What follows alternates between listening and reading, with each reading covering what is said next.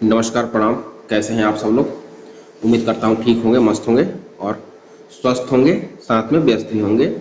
और मैं मुकेश हूँ और आप देखना प्रारंभ कर चुके हैं मुकेश सरगुजा यूट्यूब चैनल। तो आइए हम शुरुआत करते हैं। आज हमारा जो सीरीज जो है सीजीटेट का जो प्रीवियस ईयर क्वेश्चन है। और ये प्रीवियस ईयर क्वेश्चन होता है किसी भी एग्ज़ाम के लिए एक रामबाण की तरह कारगर सिद्ध होता है, साबित होता है। साबित इसलिए होता है क्योंकि जो पैटर्न है, जो व्यापम का जो परीक्षा लेने का जो तरीका है संबंधित परीक्षा से संबंधित, तो ये हमको एक पिछला क्वेश्चन भी प्राप्त हो जाता है और दूसरा चीज़ उसका जो प्रश्न बनाने और प्रश्न पूछने का जो एक माध्यम है वो भी प्राप्त हो जाता है। इसी के साथ हम हाल ही में जो छत्तीसगढ़ पात्रता परीक्षा जो है शिक्षक पात्रता परीक्षा का होना 2 फरवरी 2025 को निर्धारित है, उसी के एक अच्छा और सुगम तैयारी के लिए ये जो प्रीवियस ईयर क्वेश्चन है उसका जो हम सॉल्व सहित जो प्रश्न का जो ये सीरीज चल रहा है, तो आज हम 13वां सीरीज में है, जिसमें हम देखेंगे छत्तीसगढ़ शिक्षक पात्रता परीक्षा टेट 2019 वर्ग 3 के जो प्रश्न हैं व्याख्या सहित हल प्रश्न पत्र हैं। और इसका जो शिफ्ट था वो मॉर्निंग शिफ्ट था। तो आइए हम प्रथम भाग जो है हमारा बाल विकास एवं शिक्षा शास्त्र उसको प्रारंभ करते हैं। प्रश्न 1 है कि अकादमिक उत्कृष्टता की मांग के इस दौर में विद्यालय में खेलकूद का समावेश है। तो ये ऑप्शन नंबर डी की ओर जाएगा। डी की ओर इसलिए जाएगा क्योंकि व्यक्ति विशेष के समावित विकास हेतु आवश्यक है। क्यों आवश्यक है देखते हैं।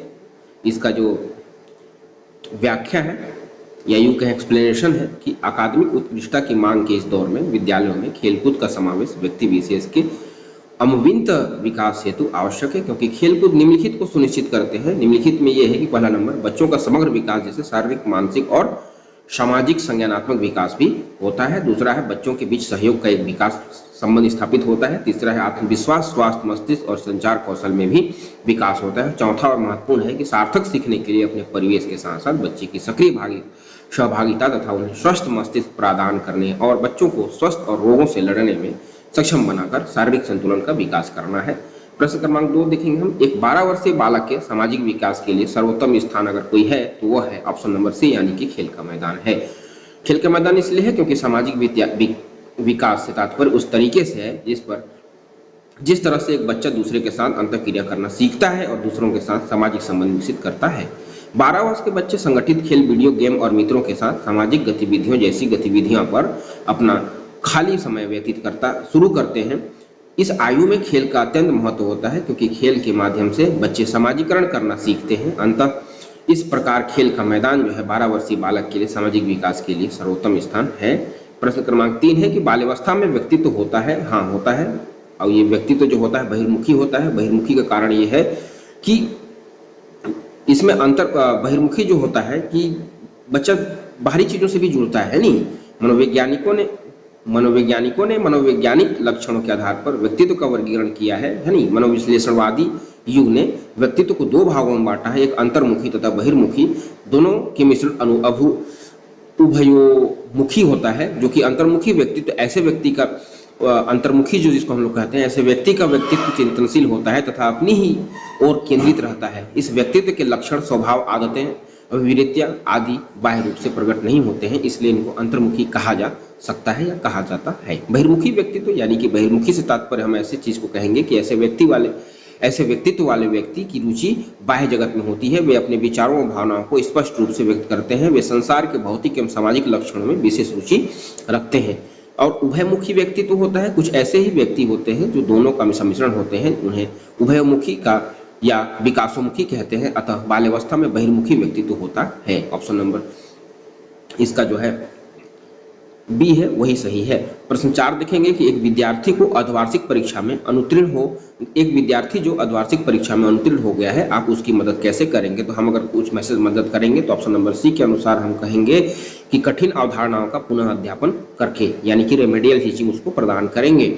यानी कि एक विद्यार्थी जो अर्धवार्षिक परीक्षा में अनुत्तीर्ण हो गया है तो शिक्षक छात्र पर विशेष ध्यान देकर और उन कठिन अवधारणाओं को पुनः अध्यापन करके छात्र की मदद कर सकता है जिन्हें उनसे पहले प्रयास में प्रभावी ढंग से आत्मसात नहीं किया गया था। यानी कि उसको एक आकलन मिल जाता है शिक्षक को कि बच्चा किस क्षेत्र में, किस स्थिति में, कहाँ पे ये अनुत्तीर्ण हो रहा है, कहाँ पे इसको सीखने समझने में कठिनाई हो रही है। और हो सकता है कि शिक्षक यानी कि मैं मुझे ये बताने में, ये समझाने में कहाँ पे ऐसी भूल हो गई, या फिर मैं कौन सा ऐसा अनुवाद या उदाहरण या फिर मॉडल बच्चे को नहीं समझा पाया, जो बच्चा नहीं समझ पाया। इन दोनों के जो आपसी संबंध को बनाकर मिलकर छात्रों की एक अभिरुचि और उसके जो सोच समझ और उसकी जो व्यक्तित्व को देखते हुए और मेरे जो संबंधित पाठ के जो शब्दावली है या फिर पाठ के जो चित्र हैं, उसको कैसे ऐसे व्यक्तित्व किया जाए बच्चे के सामने कि बच्चे उसको आसान भाषा में निरंतर सीख सके और उसको जो अनुतीर्ण हुआ है उसको आगे सही कर सके, उत्तीर्ण किया जा सकता है। प्रश्न क्रमांक 5 देखेंगे हम, एक शिक्षक अपने छात्रों को सीखने के लिए कैसे अभिप्रेरित करता है। तो अभिप्रेरित करेगा तो ऑप्शन नंबर सी के अनुसार करेगा, और सी कहता है कि जिज्ञासा जगाकर, है नहीं। एक शिक्षक अपने छात्रों को सीखने के लिए बच्चों में जिज्ञासा जागृत करके अभिप्रेरित करेगा। बच्चों में जिज्ञासा जागृत करने से बच्चों में नई चीजें सीखने की उत्सुकता होगी। जिज्ञासा सीखने को अधिक प्रभावी और मनोरंजक बनाती है। शिक्षक शिक्षण सहायक सामग्री का उपयोग कर सकते हैं जो अधिगम को सुगम बनाती है, यानी कि अनुशासन बनाए रखना बच्चों को अनुशासित तरीके से रहना सिखाता है, यह उन्हें सीखने के लिए प्रेरित नहीं करता है। प्रश्न पूछना और कहानी लेखन उन्हें रचनात्मक विचार करता है, यानी कि बच्चों को हम उसके निजी जीवन से लेके, यानी कि उसके आसपास हो रही चीजों को देख के उससे रिलेट करके, है नहीं, एक दूसरे को एलिमिनेशन विधि के माध्यम से बच्चों को समझे और सीखे और उसके ऊपर एक इच्छा जागृत करें ताकि बच्चा चीजों को अच्छे से समझ सके और पढ़ सके। यही एक शिक्षक वहां पे करेगा। प्रश्न क्रमांक 6 है, यानी कि एक शिक्षक अपने विद्यार्थियों में अच्छी आदत डालने में कैसे सहायक हो सकता है। अगर मैं एक शिक्षक हूं और मैं अगर अच्छी आदतें डालना चाहूं तो मैं उसको ऑप्शन नंबर डी के अनुसार लेके जाऊंगा। ऑप्शन नंबर डी के अनुसार अगर लेके जाता हूं तो एक शिक्षक विद्यार्थियों को अच्छी आदत डालने के लिए निम्नलिखित तरीकों से मदद कर सकता है। आइए देखते हैं हम उनको किस किस तरीके से मदद कर सकते हैं। तो पाठ्य सहगामी क्रियाओं के आयोजन द्वारा, है ना, ये पहला चीज है। इससे हम भी उसको जागृत आदतें, अच्छी आदत डाल सकते हैं। जैसे शिक्षक विभिन्न सह पाठ्यक्रम गतिविधियों का आयोजन कर सकते हैं जो अच्छी आदतों के महत्व को बढ़ाते हैं। अच्छी आदतों को सीखने के लिए छात्रों को इससे भाग लेने के लिए प्रोत्साहित किया जा सकता है ना। कक्षा में कोई गतिविधि दे दीजिए, उसको सवाल जवाब दे दिए, यानी कि बच्चा एक दूसरे बच्चे से पूछ रहा है, वो बता रहा है, वो सुन रहा है, वो सीख रहा है। तो ऐसे में ये होगा कि बच्चा देखेगा अगल बगल को कि अरे यार वो तो बढ़िया बता दिया, वो बढ़िया पढ़ रहा है, मैं भी पढ़ता हूँ, समूह में बांट देंगे हम इसको, ये चीज कर रहे हैं। दूसरा, एक आदर्श के रूप में यानी कि शिक्षकों को छात्रों के जीवन में एक अच्छा रोल मॉडल होना चाहिए ताकि वो उनका अनुसरण कर सके। उन बच्चों को अच्छी अच्छी गतिविधियां कराना चाहिए, बच्चों को अच्छी अच्छी प्रेरणादायक चीजें दिखाना चाहिए। बच्चे को स्कूल के समावेशन के अनुसार से नहीं बल्कि बच्चे के हिसाब से स्कूल को बनाना चाहिए, है नहीं। प्रश्न क्रमांक फिर उसी का तीसरा है, पुरस्कार तथा दंड के प्रयोग से। पुरस्कार छात्रों को प्रेरित करने का अच्छा तरीका है। हमेशा बच्चों की उसकी अच्छी आदत के व्यवहार के लिए उसकी सराहना करें। कई बार बच्चे में कोई बुरी आदत दिखने पर सजा भी दी जा सकती है। इस प्रकार उपरोक्त सभी अच्छी आदतें के निर्माण में छात्रों की मदद करने के लिए सही है। प्रश्न क्रमांक 7 देखेंगे हम, एनसीएफ 2005 के अनुसार शिक्षक की भूमिका होनी चाहिए। तो अगर ये कोई भूमिका होनी चाहिए तो ये ऑप्शन नंबर सी की ओर हम लेके जाते हैं, और सी कहता है कि आपको सरल होना चाहिए। यानी कि एनसीएफ 2005 के अनुसार शिक्षक की जो भूमिका है वो भारत के राष्ट्रीय पाठ्यचर्या रूपरेखा एनसीएफ में एक शिक्षक के से यह अपेक्षा या फिर उम्मीद की गई है कि वह बच्चों से सीखने में एक सहायक हो, जिससे बच्चों को ज्ञान का निर्माण करने में मदद मिले। बच्चों को एक मित्र व्यक्तित्व के साथ शिक्षक सामने आता है, बच्चों को बिना किसी डांटे पुचकारे, यानी कि उसको एक अच्छी मोटिवेशनल और एक अच्छा तथ्यात्मक चीजों को लेके आए और बच्चा वहां पे एक सरल स्वभाव का शिक्षक उसके सामने सरल स्वभाव के रूप में हो। और दूसरा है कि एक शिक्षक परामर्शदाता होता है। परामर्शदाता मतलब इलाज करता होता है, और प्रबंधक मूल्यांकनकर्ता और प्रवर्तक के रूप में भी कार्य करता है। यानी कि इस प्रकार एनसीएफ 2005 के अनुसार शिक्षक की जो भूमिका होती है सरल व सुविधादाता की होनी चाहिए। प्रश्न क्रमांक 8 है, पियाजे के अनुसार बच्चा कब मूर्त चीजों के लिए ज्यादा तार्किक लेकिन अमूर्त विचारों का अभाव की अवस्था में पाया जा सकता है। तो यह ऑप्शन नंबर सी है, यानी कि मूर्त संक्रियात्मक अवस्था। देखते हैं क्यों ऐसा कह रहा है कि पियाजे के मूर्त संक्रियात्मक जो अवस्था होता है वो वर्ष होता है 7 से 10 वर्ष तक के अनुसार होता है। बच्चा मूर्त चीजों के लिए ज्यादा तार्किक लेकिन अमूर्त विचारों का अभाव की अवस्था को पाया जाता है, नहीं अवस्था में पाया जाता है। मूर्त संक्रियात्मक अवस्था पियाजे के संज्ञानात्मक विकास के सिद्धांत की तीसरी अवस्था है। इस अवस्था में बच्चे संख्या, क्षेत्र, आयतन और अभिविन्यास के संरक्षण की क्षमता प्राप्त करते हैं। इस अवस्था में बालक विद्यालय जाना प्रारंभ कर लेता है और वस्तुओं और घटनाओं के बीच समानता, विभिन्नता समझने की क्षमता उत्पन्न हो जाती है। क्योंकि बच्चा जब विद्यालय जाना प्रारंभ करता है तो कुछ चीजें उसके आसपास की चीजें जो पूरा चीजों से जो देख के सीखता है, फिर कक्षा में जाता है, वहां की गतिविधियों को देखता है, और इसलिए वो वहां पे मूर्त संक्रियात्मक अवस्थाओं का जो वो चीज लेके आता है वही यहाँ पे वो चीज किया गया है। प्रश्न क्रमांक 9 है, बालक में मानसिक मंदन की वजह हो सकता है। तो इसमें मानसिक मंदन का जो वजह हो सकता है वो ऑप्शन नंबर डी है, यानी कि उपरोक्त सभी के अनुसार हो सकता है। क्योंकि मानसिक मंदता जो होता है, मानसिक मंदता एक अक्षमता है जिसमें बुद्धि लब्धि जो आईक्यू होता है एक आईक्यू एवं एक अनुकूल व्यवहार दोनों सीमित हो जाते हैं, जो वैचारिक, सामाजिक तथा व्यवहारिक कौशलों में प्रदर्शित होता है। यह अक्षमता 18 वर्ष की उम्र से पहले होती है, यानी कि किशोरावस्था में प्रारंभ हो जाती है, या फिर यूं कहें कि छोटे उम्र में ही ये प्रारंभ हो जाता है, लेकिन 18 वर्ष की उम्र से पहले ही ये लागू हो जाता है। बालक में मानसिक मंदता का कुछ कारण है, वो है गर्भधारण के समय क्रियाशील कारण, है नहीं। ये चीजें कब हो सकती है? गर्भधारण, जब कोई महिला है जो बच्चे को गर्भ में रखी है, उसी समय ये क्रियाशील कारण हो सकता है। माता के गर्भ में क्रियाशील कारण, है नहीं, कोई कारण हो, माता के गर्भ में भी कोई क्रियाशील कारण इससे हो जाता है। जन्म के बाद किसी दुर्घटना के फलस्वरूप, जिसमें उसका न्यूरॉन्स जो होते हैं, मानव मस्तिष्क में कोई ऐसी चोट या कोई ऐसी चीजें होती है जिससे वो मानसिक मंदता का शिकार हो जाता है। प्रश्न क्रमांक 10 है, समस्यात्मक बालक के संबंधित कौन सा गुण सही नहीं है? और नहीं है यानी कि नहीं है मतलब गलत की ओर जाना है। गलत ये कहता है कि सामाजिक रूप से समायोजित, यानी कि ऑप्शन नंबर सी गलत की ओर लेके जाता है। देखिए समस्यात्मक बालक क्या है, कैसा है, क्यों है। समस्यात्मक बालक वे बच्चे हैं जिन्हें पालना या शिक्षित करना कठिन होता है नहीं। उनमें कक्षा को बाधित करने की प्रवृत्ति होती है, क्योंकि वे आत्मनियंत्रित नहीं होते हैं, साथ ही वे अपने असामाजिक व्यवहार के लिए भी बदनाम होते हैं। समस्याग्रस्त बच्चा कई व्यवहार संबंधी समस्याओं जैसे नाखून काटना, अंगूठा चूसना, चोरी करना, झूठ बोलना, अवसाद, बालों को मोड़ना तथा खींचना, नकारात्मक है ना विशिष्ट वस्तुओं का डर आदि का शिकार हो जाता है। इस प्रकार सामाजिक रूप से समायोजित एक समस्यात्मक बालक में संबंधित गुण सही नहीं है नहीं। प्रश्न क्रमांक 11 देखेंगे कि अधिगम अक्षमता किन कारणों से होता है। अगर अधिगम अक्षमता किन कारणों से होता है तो ये सभी ऑप्शन अनुसार, ऑप्शन डी जो बोलता है, सभी जो दिए गए हैं इसमें उस सभी के हिसाब होता है। सभी के अनुसार मतलब कौन कौन से हिसाब से होता है, आइए देखते हैं हम कि अधिगम अक्षमता जो होता है लर्निंग डिसेबिलिटी। अधिगम अक्षमता एक व्यापक संप्रत्यय है जिसके अंतर्गत वाक, भाषा, पठन, लेखन एवं अंगगणितीय प्रक्रियाओं में एक या एक से अधिक प्रयोग में शामिल मनोवैज्ञानिक प्रक्रिया में विकृति को शामिल किया जाता है, जो अनुमानतः केंद्रीय तंत्रिका तंत्र के सुचारू रूप से कार्य नहीं करने से कारण उत्पन्न होता है या स्वभाव से आंतरिक होता है नहीं। अधिगम अक्षमता के अनुसार निम्न कारण हो सकते हैं।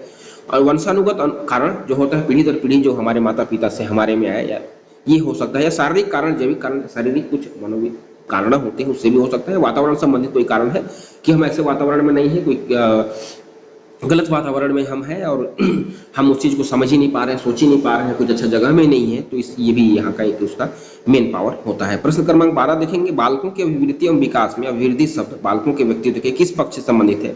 तो अगर हम अभिवृद्धि की बात करें तो ऑप्शन नंबर बी की ओर जाता है, क्योंकि बी की ओर इसलिए जाता है क्योंकि शारीरिक की ओर इसलिए जाता है क्योंकि बालकों की अभिवृद्धि एवं विकास में अभिवृद्धि शब्द बालकों के व्यक्तित्व के शारीरिक पक्ष से संबंधित होता है।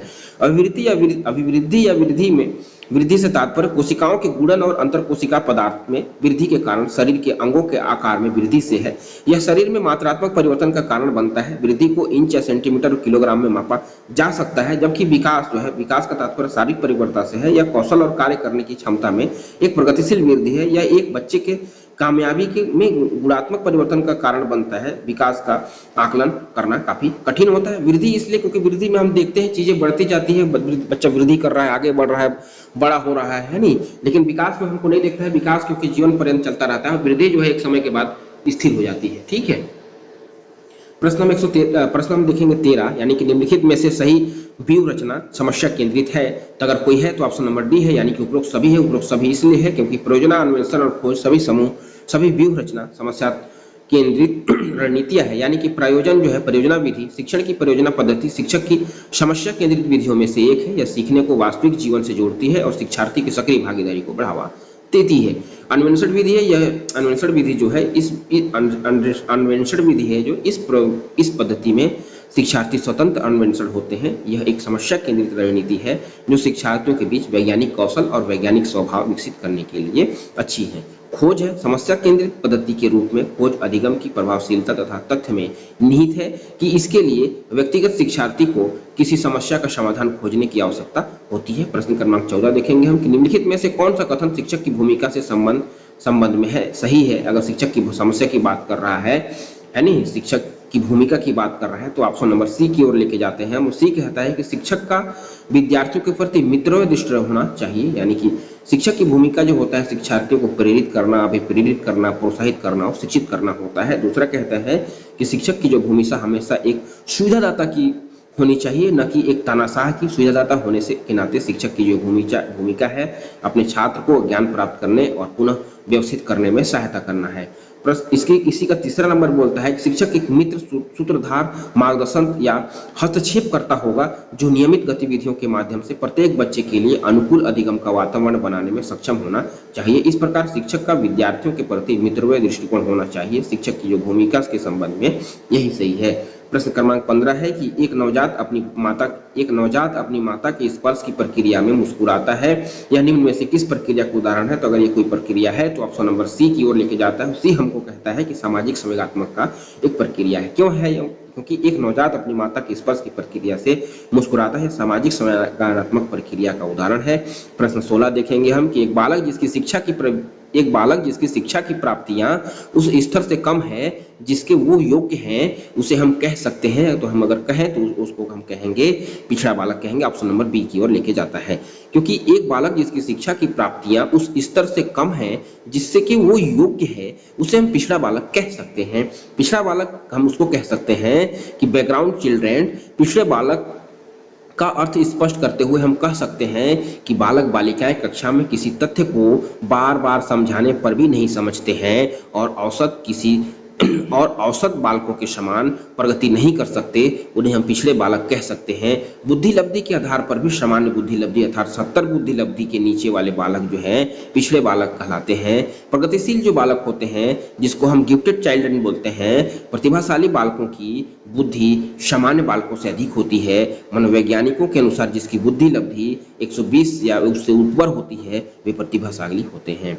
प्रश्न हम देखेंगे 17 है एनसीईआरटी की नवीनतम पाठचर्या की रूपरेखा अस्तित्व में आई। अगर कोई आई है तो ऑप्शन नंबर सी आई है, यानी कि ऑप्शन नंबर सी 2005 में आई है। राष्ट्रीय पाठचर्या रूपरेखा एनसीएफ अवसरों की समानता, सीखने के आकलन, गुणवत्ता के अनुभव, शैक्षणिक उद्देश्यों आदि जैसे मुद्दों को संशोधित करने की दृष्टि से संचालित किया गया है। भारत में एनसीईआरटी द्वारा प्रकाशित एनसीएफ निम्नलिखित हैं। तो अब तक जो है शिक्षा की जो हमारा ये मूल प्रवृत्ति जो संविधान के गठन होने के बाद अगर कुछ आया है तो ये चौथी बार आया है। तो चौथा बार में आइए देखते हैं हम क्रम से कि एनसीएफ 1975 जब आया, इसमें यह कहा गया कि इसमें स्कूली शिक्षा के विभिन्न चरणों के लिए विस्तृत पाठ्यक्रम विकसित किया गया है। फिर एनसीएफ 1988 आया, फिर परिवर्तन हुआ, यानी कि 1988 में इसमें सभी स्तरों पर विषयों की सूची में गेम शब्द को छेड़ने का प्रस्ताव दिया, यानी कि गेम शब्द को छेड़ने का प्रस्ताव दिया। फिर आया एनसीएफ 2005 आया, इसमें विभिन्न वर्गीकृत विषय क्षेत्रों के माध्यम से सीखने के अनुभव का प्रस्ताव रखा गया और इसी एनसीएफ 2005 में कहा गया कि इसमें स्कूली शिक्षा के विभिन्न चरणों के लिए विस्तृत पाठ्यक्रम विकसित करने का आधार प्रदान किया गया है। प्रश्न 18 देखेंगे कि एक 11 वर्षीय बच्चे से संबंधित कौन सा कथन सही नहीं है, यानी कि हमको गलत की ओर जाना है। गलत की ओर जाएंगे तो हम ऑप्शन नंबर सी को सही पाएंगे और सी कहता है कि अजनबियों के विरुद्ध चिड़चिड़ापन प्रकट करता है, यानी कि 11 वर्ष की उम्र में एक बच्चे के समग्र पहलुओं में बहुत सारे महत्वपूर्ण परिवर्तन होने लगते हैं। इस उम्र में एक बच्चे में बहुत सारे शारीरिक, सामाजिक, भावनात्मक और संज्ञानात्मक परिवर्तन देखे जा सकते हैं। यानी कि बच्चे समूहों में सुरक्षित महसूस करते हैं और इसलिए समूहों में खेलने की कोशिश करते हैं। उसमें नेतृत्व के गुण का विकास हो सकता है। बच्चे का व्यवहार उनके समूह से प्रभावित होता है। इस प्रकार अजनबियों के विरुद्ध चिड़चिड़ापन प्रकट करना एक 11 वर्षीय बच्चे से संबंधित कथन सही नहीं है। प्रश्न क्रमांक 19 देखेंगे हम, यदि बालक में अधिगम अक्षमता का संबंध संवेदन तथा गामक तंत्र में आए दोष से है तो प्रोग्राम का प्रयोग किया जाता है। तो ये ऑप्शन नंबर सी की ओर जाएंगे हम और हमारा ऑप्शन नंबर सी कहता है कि स्ट्रास लेहटिनेन क्रिक्सैंक परसेप्चुअल मोटर प्रोग्राम है। यानी कि यदि बालक में अधिगम अक्षमता का संबंध संवेदन तथा गामक तंत्र में आए दोष से है तो स्ट्रास लेहटिनेन क्रिक्सैक्स परसेप्चुअल मोटर प्रोग्राम का प्रयोग किया जाता है। यानी कि संवेदी गत्यात्मक प्रणाली अक्षमता गत्यात्मक कौशल या बच्चे के कार्य से संबंधित है। प्रश्न 20 देखेंगे हम कि श्रवण बाधित बच्चों को पढ़ाने के लिए क्या प्रयुक्त की जाती है। जो बच्चा सुनने में अक्षमता है, सुनने में असमर्थ है, उसके लिए हम क्या कर सकते हैं। तो ऑप्शन नंबर सी की ओर जाएंगे, यानी कि हम सांकेतिक भाषा का उपयोग करेंगे क्योंकि बच्चा सुन तो नहीं सकता है लेकिन संकेतों को तो समझ सकता है। यानी कि श्रवण बाधित बच्चों को पढ़ाने के लिए सांकेतिक भाषा प्रयुक्त की जाती है। यानी कि सांकेतिक भाषा एक दृश्य भाषा है जो अर्थ को व्यक्त करने के लिए हस्त आकृति, विभिन्न शब्दों या वर्णमाला के अक्षरों के लिए हाथ का आकार, गतिविधियों, चेहरे के भाव और शरीर की भाषा का उपयोग करते हैं। ठीक है, इसी के साथ ब्रेल पद्धति एक तरह की लिपि है जिसको विश्व भर में नेत्रहीन को पढ़ाने और लिखने में स्पर्श कर व्यवहार में लाया जा सकता है। यानी कि कोई श्रवण बाधित बच्चा है तो उसको हम पढ़ाने के लिए सांकेतिक भाषा का उपयोग कर सकते हैं, एक अच्छा डायग्राम बना सकते हैं, एक अच्छा मॉडल बना सकते हैं, जिसमें मॉडल में जो एक पीएनजी फॉर्म में कर सकते हैं ताकि उस बच्चा देख के समझ तो सकता है, कम से कम सुनने में अक्षम है तो। और इसी प्रकार अगर कोई बच्चा देखने में असमर्थ है तो ब्रेल लिपि है नहीं, ब्रेल पद्धति जो है एक लिपि भी है नहीं, जिसको स्पर्श करके बच्चा, जिसमें 6 उभरे उभरे बिंदु डॉट्स होते हैं, उसके माध्यम से वो चीज़ों को समझ पाते हैं। प्रश्न देखेंगे हम 21 यानी कि 21, विलियम किलपैट्रिक को शिक्षण के किस विधि में योगदान के लिए जाना जाता है? तो अगर किसी विधि में जाना जाता है तो ये जो विलियम किलपैट्रिक है वो ऑप्शन नंबर बी की ओर लेके जाते हैं और बी कहता है कि प्रोजेक्ट विधि है। यानी कि विलियम किलपैट्रिक को शिक्षण के प्रोजेक्ट परियोजना विधि में योगदान के लिए जाना जाता है। यह एक ऐसी विधि है जो एक विशिष्ट परियोजना को पूरा करने के लिए एक समूह में काम करके छात्रों को स्वैच्छिक भागीदारी पर जोर देती है। यानी कि खेल विधि को पहले एच कांडबेल कुक ने प्रस्तुत किया और इसके बाद इसे संसार में फ्रेडरिक फ्रोबेल द्वारा लोकप्रिय बनाया गया। यह अधिनियम को अधिक प्रभावी बनाने के लिए विषय की समझ सुनिश्चित करती है। प्रश्न 22 देखेंगे हम कि किशोरावस्था को सर्वोत्तम प्रकार से परिभाषित करने वाला एक शब्द है, वह शब्द है परिवर्तन। यह परिवर्तन शारीरिक, सामाजिक एवं मनोवैज्ञानिक है। यह कथन है तो किसका है? अगर ये है तो ऑप्शन नंबर ए की ओर हम लिखे जाएंगे और ऑप्शन नंबर ए कहता है बिगी एम हंट का है।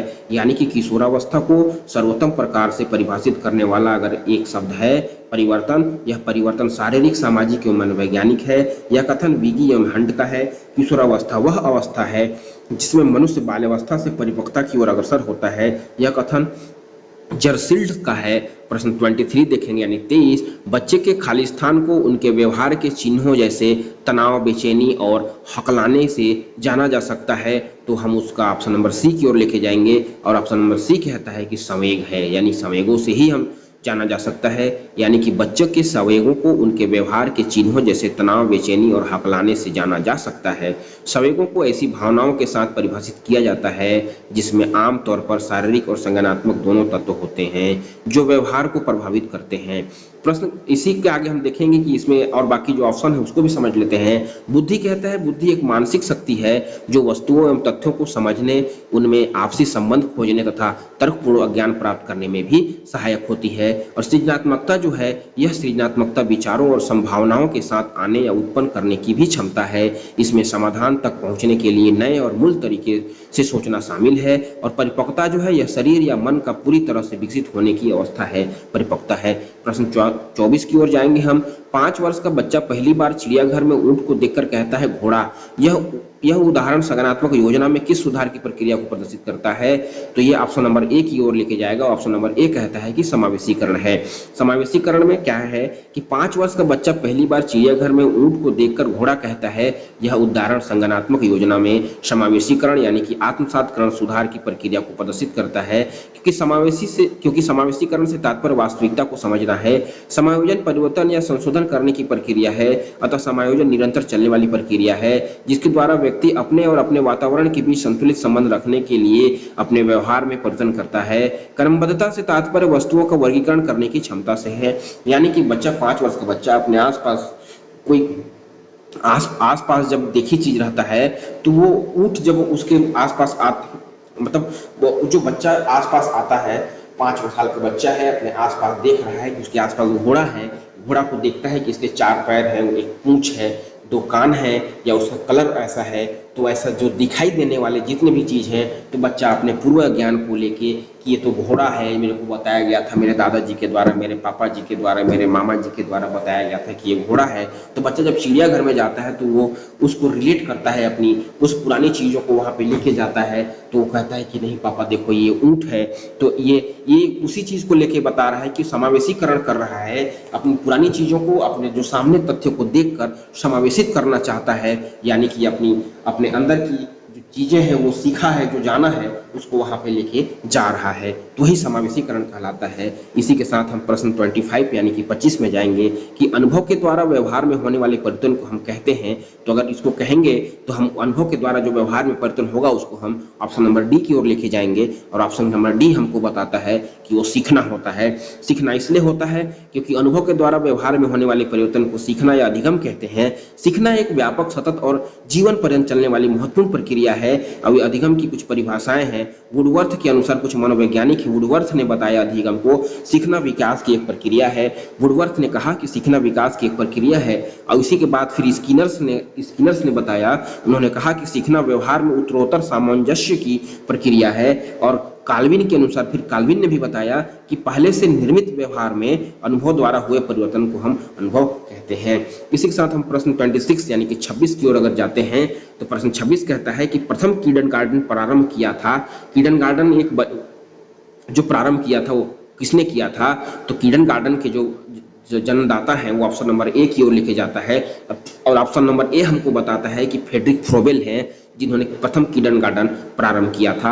जर्मन शिक्षाविद फ्रेडरिक फ्रोबेल ने प्रथम किंडरगार्टन की शुरुआत की थी। फ्रोबेल का मानना था कि खेल गतिविधियों से बच्चे का विकास संभव है। जर्मन भाषा में किंडरगार्टन का शाब्दिक अर्थ है बच्चे का जो बगीचा यानी कि बालवाड़ी। यहाँ पर ऐसा स्थान था जहाँ बच्चे प्रकृति के साथ बातचीत कर सकते थे और साथ ही खेल सकते थे, पौधे लगा सकते थे, पालन पोषण कर सकते थे, निरीक्षण कर सकते थे और खोज कर सकते थे। इसका एक बहुत अच्छा उदाहरण है बालवाड़ी या आंगनवाड़ी। आज जो बालवाड़ी या आंगनवाड़ी जो बना हुआ है ये इसी किंडरगार्टन के रूप में ही बना हुआ है, जहाँ बच्चों के अलग अलग खिलौने लगे होते हैं। एक पार्क टाइप से डेवलपमेंट किया जाता है जहाँ छोटे छोटे घोंसला, खेल के तरह तरह के गतिविधियां होते हैं, चिड़िए होते हैं, पशुओं का एक डमी मॉडल होता है, वातावरण 3 शीट होता है।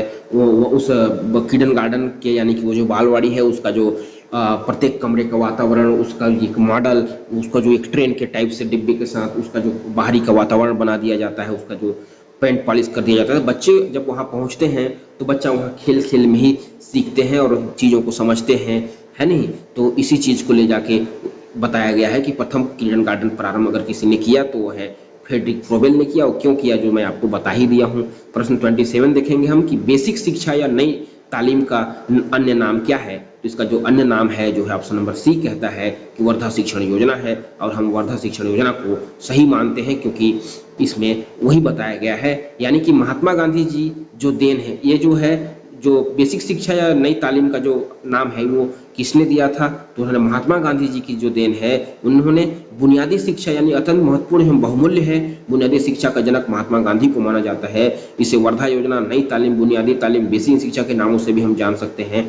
महात्मा गांधी ने 23 अक्टूबर 1937 को नई तालीम की योजना बनाई थी जिससे राष्ट्रव्यापी एवं व्यवहारिक रूप दिया जाना था। नई तालीम के तहत बुनियादी शिक्षा को देश के गांव-गांव में पहुंचाने की योजना थी। गांधी जी ने सबसे पहले बच्चों को शिक्षा पर ध्यान केंद्रित किया। उनका दृढ़ विश्वास था कि शिक्षा का माध्यम मातृभाषा होना चाहिए, है ना? तो यही चीज को यहाँ पे बताया है। प्रश्न 28 है मानसिक विकास के जो पक्ष हैं वो कौन से पक्ष हैं? तो ये पक्ष हैं उपरोक्त सभी हैं। उपरोक्त सभी यानी कि ऑप्शन नंबर डी की ओर लेके जाता है। कहने का तात्पर्य है कि मानसिक विकास किसी समस्या को समझने, सीखने, तर्क करने, विचार करने और समझने की क्षमता के विकास को संदर्भित करता है। मानसिक वृद्धि एवं विकास का जो तात्पर्य है वो जन्म से लेकर मृत्यु तक होने वाली मानसिक प्रक्रिया में परिवर्तन से है।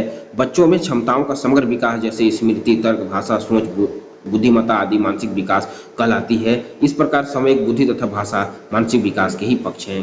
प्रश्न क्रमांक 29 देखेंगे हम कि प्रयास एवं भूल द्वारा सीखने के लिए क्या आवश्यक है? तो प्रयास एवं भूल द्वारा सीखने के लिए क्या आवश्यक है? अगर कुछ आवश्यक है तो ये ऑप्शन नंबर डी है यानी कि उपरोक्त सभी है, क्योंकि प्रयास एवं भूल द्वारा सीखने की आवश्यकता तो निम्नलिखित है। क्या कि प्रेरणा है। प्रेरणा यानी कि अभिप्रेरणा के प्रभाव से, अभिप्रेरणा यानी कि प्रेरणा जो होता है, अभिप्रेरणा के अभाव में इस सिद्धांत के अनुसार सीखना कठिन है। किसी प्रकार के तनाव के अभाव में व्यक्ति तत्काल स्वयं को समायोजित करने में सफल हो सकता है। व्यवहार में कोई परिवर्तन नहीं होना चाहिए। प्रेरणा के अभाव से सीखना कठिन होता है। दूसरा है बाधा है। किसी लक्ष्य को पूरा करने के लिए बाधा का होना आवश्यक है, नहीं तो व्यक्ति कुछ भी नहीं सीख सकता है। इसी बाधा को दूर करने के प्रयास में मनुष्य सीखता है। फिर इसका तीसरा है निरर्थक प्रतिक्रियाएं हैं। इस प्रयोग के दौरान मनुष्य कुछ निरर्थक क्रियाएं करता है, लेकिन यह हमारे लिए सार्थक सिद्ध होती है, क्योंकि इनसे ही पता चलता है कि हमारी समस्या के समाधान के लिए यह क्रियाएं अनुकूल या अनुकूल नहीं है। इस प्रकार प्रेरणा, बाधा तथा निरर्थक प्रतिक्रियाएं जो प्रयास एवं भूल द्वारा सीखने के लिए आवश्यक हैं। फिर हम देखेंगे प्रश्न 30 देखेंगे, यानी कि 30 कहता है एक बालक जिसकी बुद्धि लब्धि 85 है उसे वर्गीकृत किया जाएगा। तो बुद्धि लब्धि जो 85 उसको वर्गीकृत करने के लिए जो किया जाएगा, वो जो बुद्धि लब्धि का जो सिद्धांत दिया उन्होंने बुद्धि लब्धि को जो सिद्धांत दिया वो दिया हमको टर्मन ने 1916 में दिया है नहीं। तो इसका जो सही आंसर है वो मंद बुद्धि की ओर जाएगा, क्योंकि 85 जो है मंद बुद्धि की ओर जाएगा। एक चार्ट है, यहाँ पे चार्ट दिया गया है, चार्ट को हम देख के समझ सकते हैं कि टर्मन ने 1916 में स्टैनफोर्ड बीने परीक्षण है नहीं, टर्मन जो थे उन्होंने 1916 में स्टैनफोर्ड बीने परीक्षण के समय बुद्धि लब्धि के वर्गीकरण की सारणी तैयार की। और बुद्धि लब्धि की जो ये सारणी है, वो उस सारणी को हम बुद्धि लब्धि सारणी टर्मन के अनुसार, तो बुद्धि लब्धि एक तरफ उन्होंने आईक्यू दे दिया और एक तरफ बुद्धि का वर्ग दे दिया। तो अब बुद्धि लब्धि में हम देखेंगे कि 140 से अगर अधिक किसी की बुद्धि है तो प्रतिभाशाली बच्चा है, और 120 से 129 के बीच में है तो प्रखर बुद्धि वाला है, और 110 से 119 बुद्धि का है, यानी कि उसकी बुद्धि लेवल आईक्यू लेवल आ रहा है गणना करने पर, तो वो तीव्र बुद्धि वाला है। और अगर 90 से 109 आ रहा है उसका जो आईक्यू लेवल, तो वह सामान्य बुद्धि वाला बच्चा है। और उसका अगर लेवल 80 से 89 आ रहा है तो मंद या पिछड़े बुद्धि वाला बच्चा है। और 70 से 79 आ रहा है तो निर्बल बुद्धि यानी कि छीण वाला है। और 70 से अगर कम आ रहा है तो मूर्ख यानी कि निश्चित छीण आ रहा है। और अगर 50 इसका जो बुद्धि आईक्यू है 50 से 59 है, 50 से 69 है तो मूर्ख होगा, और 25 से 49 है तो वह मूढ़ होगा, और 25 से कम है तो उसको जड़ बुद्धि हम कह सकते हैं। इस प्रकार एक बालक जिसकी बुद्धि लब्धि 85 है उसे हम मंद बुद्धि बालक निर्धारित कर सकते हैं या किया गया है। अब हम इसका द्वितीय भाग देखेंगे। द्वितीय भाग जो है हमारा हिंदी कहता है, प्रश्न 31 है कि पठन सीखना एवं इंटरएक्टिव यानी कि अन्योन्याश्रित प्रक्रिया है, क्योंकि इसमें शामिल होते हैं। तो ये ऑप्शन नंबर बी की ओर हम लेके जाते हैं, और बी हमको ये बताता है कि कई तरह के लोग व सामग्री के स्रोत शामिल होते हैं, यानी कि पठन सीखना एक इंटरएक्टिव यानी कि अन्योन्याश्रित प्रक्रिया है, क्योंकि इसमें कई तरह के लोग व सामग्री के स्रोत शामिल होते हैं। पढ़ने के दौरान पाठक पाठ्य सामग्री के पात्रों तथा घटना के बीच अंतःक्रिया करता है। फिर हम देखेंगे प्रश्न 32, इसमें से रमणीक का पर्यायवाची नहीं है, यानी कि गलत की बात कर रहा है, नहीं है। तो रमणीक का जो नहीं है वो ऑप्शन नंबर ए की ओर लेके जाता है, और ए हमको बताता है कि वो समीकरण है, यानी कि उपरोक्त विकल्प में रम्य, सुहावना तथा मनोहर रमणीक का पर्यायवाची शब्द है, जबकि समीकरण इससे भिन्न शब्द है, यानी कि अलग है। प्रश्न 33 देखेंगे हम कि पंचतंत्र की क्रियाएं किस कौशल विकास की दृष्टि से महत्वपूर्ण है। तो ये ऑप्शन नंबर डी की ओर लेके जाता है। अब ये कहता है कि उपरोक्त तीनों सही हैं। उपरोक्त तीनों कौन कौन से देखते हैं कि भाषाई विकास एवं बोध विकसित करने की दृष्टि से, बच्चों की जिज्ञासा जागृत करने एवं कल्पना शक्ति विकसित करने की दृष्टि से, फिर कहानी के पात्रों के भावों के संपर्क में आने से, स्वानुभव का विस्तार करने की दृष्टि से। यही है इसका जो हम एक्सप्लेनेशन है, यानी कि इसका जो विस्तार है उसको देखेंगे हम कि पंचतंत्र की कथाएं भाषाई विकास एवं बोध विकसित करने की दृष्टि से, बच्चे की जिज्ञासा जागृत करने एवं कल्पना शक्ति विकसित करने की दृष्टि से, तथा कहानी के पात्रों के भावों के संपर्क में आने से स्वानुभव का विस्तार करने की दृष्टि से महत्वपूर्ण है। प्रश्न 34 देखेंगे हम, तद्विक प्रत्यय कहाँ लगता है। तद्विक प्रत्यय कहाँ लगता है। अगर एक तद्विक प्रत्यय कहीं लगता है तो ऑप्शन नंबर बी की ओर हम लेके जाते हैं। अब बी हमको बताता है कि संज्ञा के अंत में लगता है, क्योंकि धातुओं को छोड़कर संज्ञा, सर्वनाम व विशेषण के अंत में प्रत्यय का प्रयोग करके नए शब्दों की रचना तद्विक प्रत्यय है। जैसे लूट प्लस ना बराबर लूटना, समझ प्लस ना बराबर समझ, यानी कि ना प्रत्यय लग के ये शब्दों की रचना तद्विक प्रत्यय कहलाता है। यही चीजें बताया गया है। प्रश्न क्रमांक 35 देखेंगे हम, पढ़ना क्या है। प्रश्न का सही उत्तर क्या होगा। पढ़ना क्या है ये हम ऑप्शन नंबर डी की ओर लेके जाता है, और डी हमको बताता है कि उपरोक्त तीनों सही है। और उपरोक्त तीनों कौन सही है, तो उपयुक्त तीनों ये सही हैं कि भाषा अधिग्रहण का एक साधन है, अर्थ प्राप्त करने के लिए डिकोडिंग प्रतीकों की जटिल संज्ञानात्मक प्रक्रिया है, और पढ़ना आमतौर पर दृश्यात्मक तथा कभी-कभी स्पर्शतम होते हैं। यानी कि डी ऑप्शन कहता है हमारा कि पढ़ना भाषा अधिग्रहण का एक साधन है तथा अर्थ प्राप्त करने के लिए डिकोडिंग प्रतीकों की जटिल संज्ञानात्मक प्रक्रिया है। पढ़ना आमतौर पर दृश्यात्मक तथा कभी-कभी स्पर्शात्मक होते हैं। अतः उपयुक्त तीनों विकल्प सही हैं। प्रश्न 36 की ओर हम चलें तो 36 कहता है हम कि प्रश्नवाचक अव्यय न वाक्य के किस भाग में प्रयुक्त होता है। तो ये इसका जो सही आंसर है हमको सी की ओर लेके जाता है। ऑप्शन सी हमको बताता है कि वाक्य के अंत में होता है, यानी कि प्रश्नवाचक अव्यय न वाक्य के अंत में प्रयुक्त होता है। और जैसे आप विद्यालय जाते हो ना, ठीक है, जाते हो ना, यानी कि कोई प्रश्न छोड़ दिया है, प्रश्नवाचक चिन्ह ये अंत में होता है। प्रश्न 37 है भाषा सीखने का सही मनोवैज्ञानिक क्रम क्या है। तो अगर एक इसके हिसाब से तो ये हमको ऑप्शन बताता है सी की ओर लेके जाता है, और सी हमको बताता है सुनना, बोलना, पढ़ना, लिखना। तो इसका जो सही क्रम है सुबोपल्ली, यानी क्या बोलता है सुबोपल्ली, शॉर्ट फॉर्म में सुबोपल्ली या LSRW, है नी। इसलिए ऑप्शन नंबर सी बोलता है कि भाषा सीखने का सही मनोवैज्ञानिक क्रम सुनना, बोलना, पढ़ना तथा लिखना होता है। ऑप्शन नंबर 38 है प्रश्न 38 है कि रचना के अनुसार वाक्य के कितने भेद हैं। तो अगर रचना के अनुसार वाक्य के जो भेद हैं वो ऑप्शन नंबर 3 है, क्योंकि ऑप्शन नंबर ए है, यानी कि 3 है, क्योंकि रचना के अनुसार वाक्य के 3 भेद होते हैं, और वो 3 भेद हैं सरल वाक्य, संयुक्त वाक्य और मिश्र वाक्य होते हैं। यही रचना के आधार वाक्य के भेद हैं।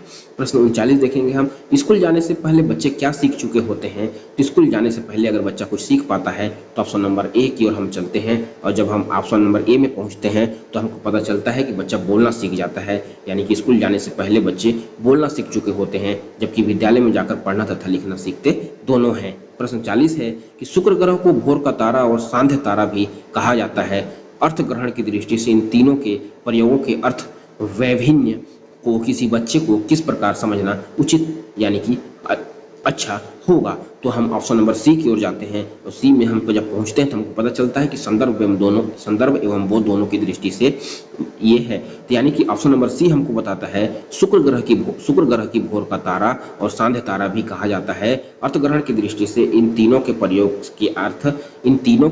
के अर्थ वैभिज्ञ को किसी बच्चे को संदर्भ एवं बोध दोनों की दृष्टि से समझना उचित होगा।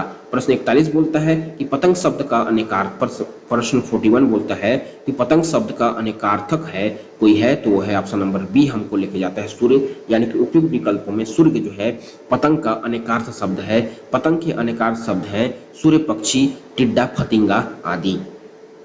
प्रश्न 42 की ओर हम चलते हैं, तो 42 कहता है हमको कि ओठों की स्थिति के आधार पर स्वर के कितने भेद होते हैं। तो इसको जब हम पढ़े तो हमको ध्यान में आया कि ऑप्शन नंबर बी की ओर लेके जाता है, यानी कि ऑप्शन नंबर 2 होगा, यानी कि ओठों की स्थिति के आधार पर स्वर के 2 भेद होते हैं, और वो 2 भेद जो 2 कौन है, तो वह है वृत्तमुखी और एक आवृतमुखी है। तो वृत्तमुखी क्या कहता है कि जिन स्वर के उच्चारण में ओष्ठ गोलाकार होते हैं, जैसे उ, ओ, आ, और आवृतमुखी जिन स्वरों के उच्चारण से ओष्ठ गोलाकार नहीं होते हैं, जैसे अ, आ, ई, ए। प्रश्न 43 देखेंगे हम कि परात किस भाषा का शब्द है। तो परात अगर कोई भाषा का शब्द है तो ऑप्शन नंबर डी है, यानी कि परात जो इस भाषा का शब्द है वो पुर्तगाली शब्द है।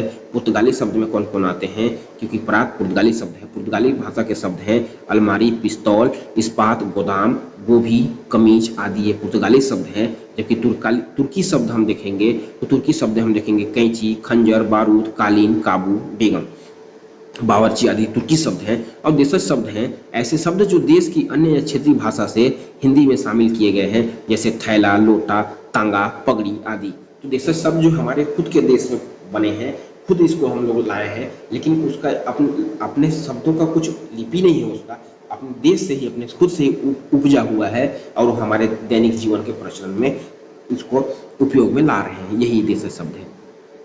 प्रश्न 44 देखेंगे हम कि किस विदेशी विद्वान ने देशज शब्दों को मुख्य रूप से अज्ञात स्रोत से संबंध माना है। तो वो है ऑप्शन नंबर सी है, और सी जानने के बाद पता चलता है कि जॉन बीम्स है। जॉन बीम ने देशज शब्दों को मुख्य रूप से अनार्य स्रोत से संबंध माना है। प्रश्न 45 देखेंगे हम कि बच्चा अपने जन्म के बाद परिवार में जिस भाषा को सीखता है उसे हम क्या कहते हैं। तो जिस भाषा को अगर जो कोई सीखता है बच्चा, तो उस भाषा को हम ऑप्शन नंबर बी की ओर लेके जाते हैं, यानी कि उसको हम मातृभाषा कहते हैं। बच्चा जन्म के बाद परिवार में जिस भाषा को सीखता है उसे मातृभाषा कहते हैं। यानी कि बोली जो होता है भाषा के क्षेत्रीय रूप की बोली हम किसको कहते हैं, तो बोली जो होता है भाषा के क्षेत्रीय रूप को बोली कहते हैं। बोली का क्षेत्र सीमित होता है क्योंकि इस मोहल्ले में अलग बोली हो रहा है, इस जिले में अलग बोली है, इस जिले में अलग बोली है। फिर हम देखेंगे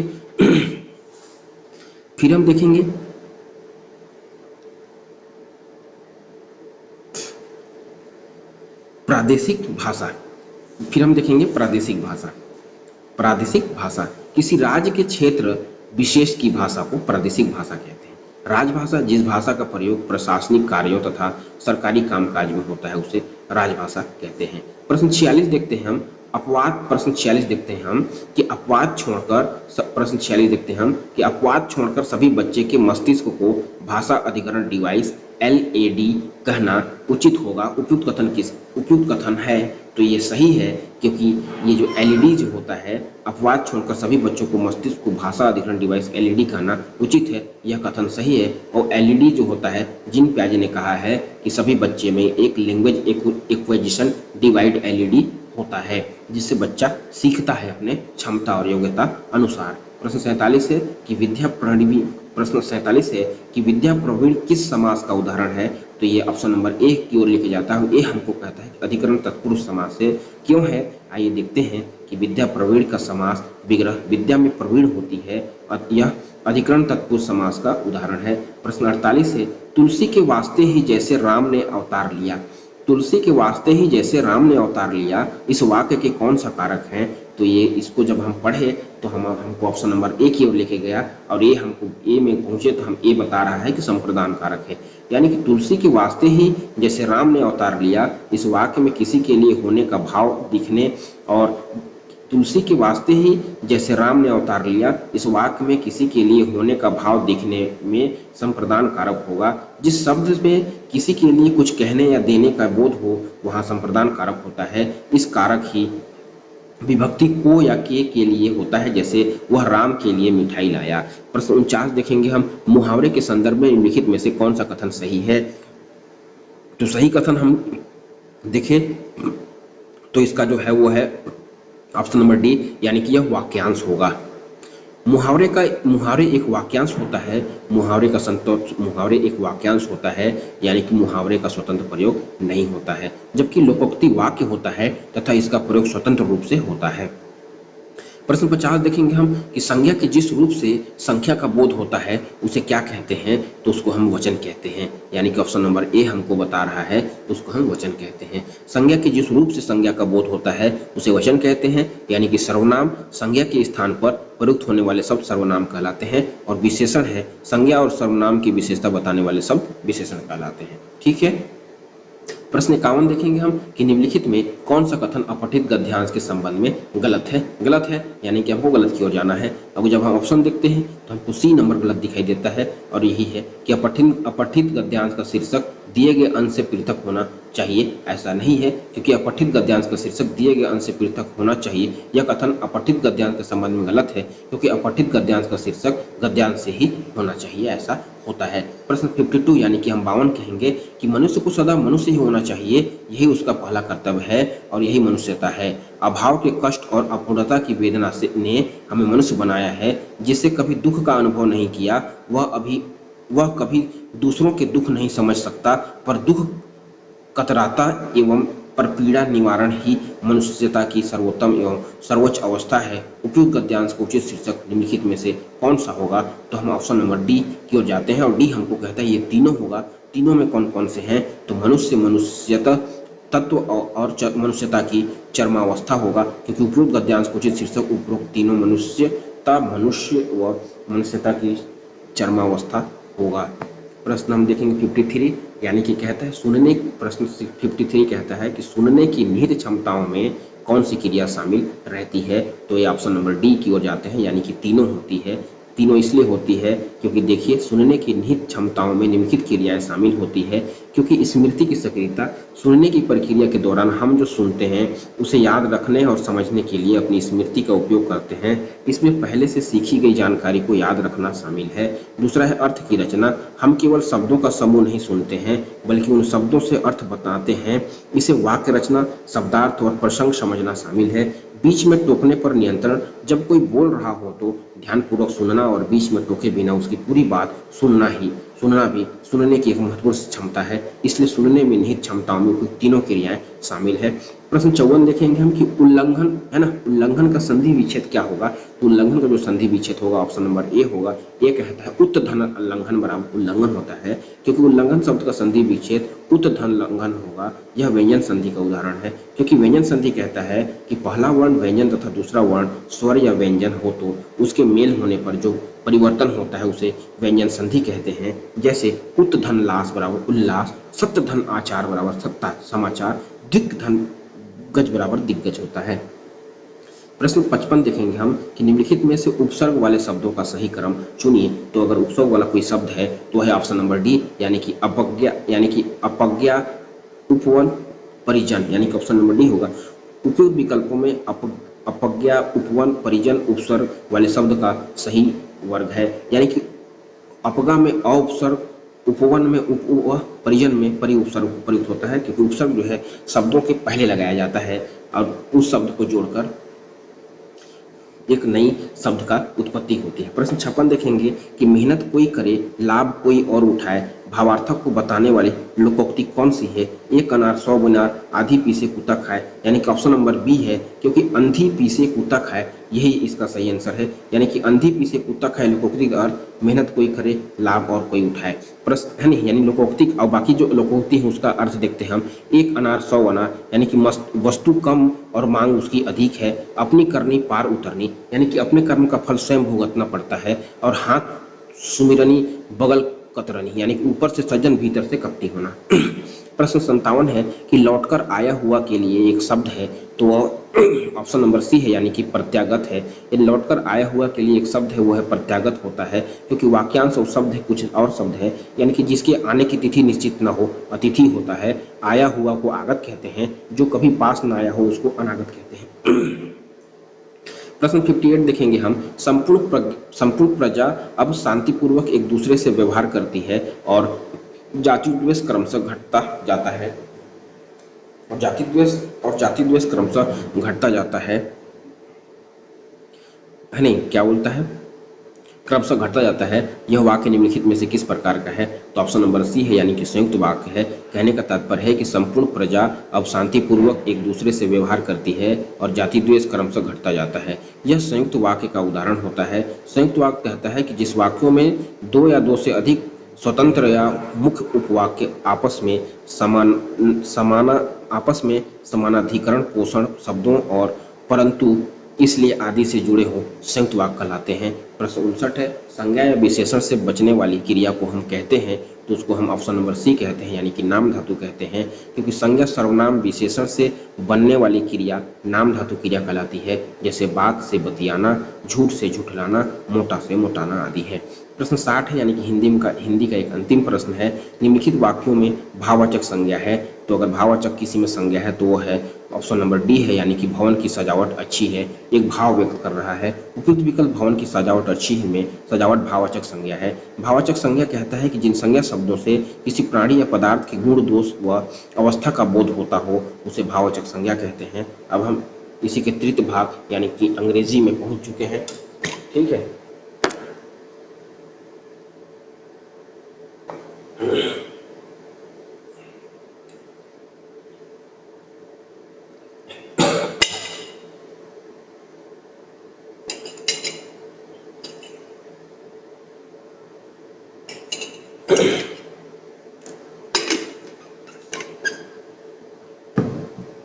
इंग्लिश में ये पैसेज है 61 से 75 तक है। नहीं, पैसेज को मैं नहीं पढ़ता हूँ, क्वेश्चन पे आते हैं हम डायरेक्ट। पैसेज को आप उसमें देख लीजिएगा, PYQ है इसका, उसके क्वेश्चंस में देयर क्वेश्चन नंबर 61 है, there will be less tension is the because there will on longer be such great difference between the have and have not action nation, what does the have and have not nations means in the above line? तो इसका जो सही answer option number ए है, यानी कि the rich and poor nation.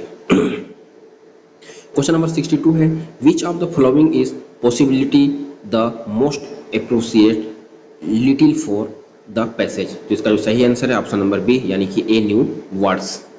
Question number 63 देखेंगे, your words is hungry word but it does not have to be, it is a sick word but it does not have to be, it is an improvised है ना, improvised word but it does not have to be. The word is italic, improvised is used as, तो इसका सही answer option number D, यानी कि adjective है। Question number 64 देखेंगे, the writer in the passage says each of us has a choice to make, तो इसका जो सही आंसर ऑप्शन नंबर सी है कि there must be a clear understanding of what is right and what is wrong and working in that direction. Question number 65 देखेंगे हम, as the food production of the world increases so will the available energy of mankind grow greater. This will lead to a higher production skill of food and other things. In the above sentence, the underline led to is a, तो इसका सही answer option number D होगा, यानी कि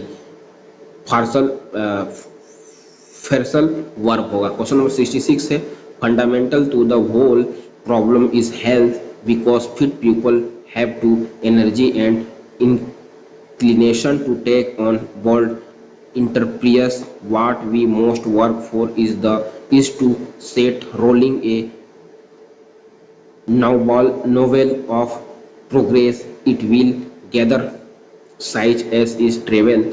In the above line, the expression set rolling a novel of process means, इसका सही answer option number ए होगा, यानी कि start something to bring about progress which will keep on increasing like a novel collecting more so. Question number, इसका जो सही answer option number ए होगा। Question number 67 है, what is wrong with the words, तो इसका जो सही आंसर ऑप्शन नंबर डी है, यानी कि health and probability are the major challenge of the world day.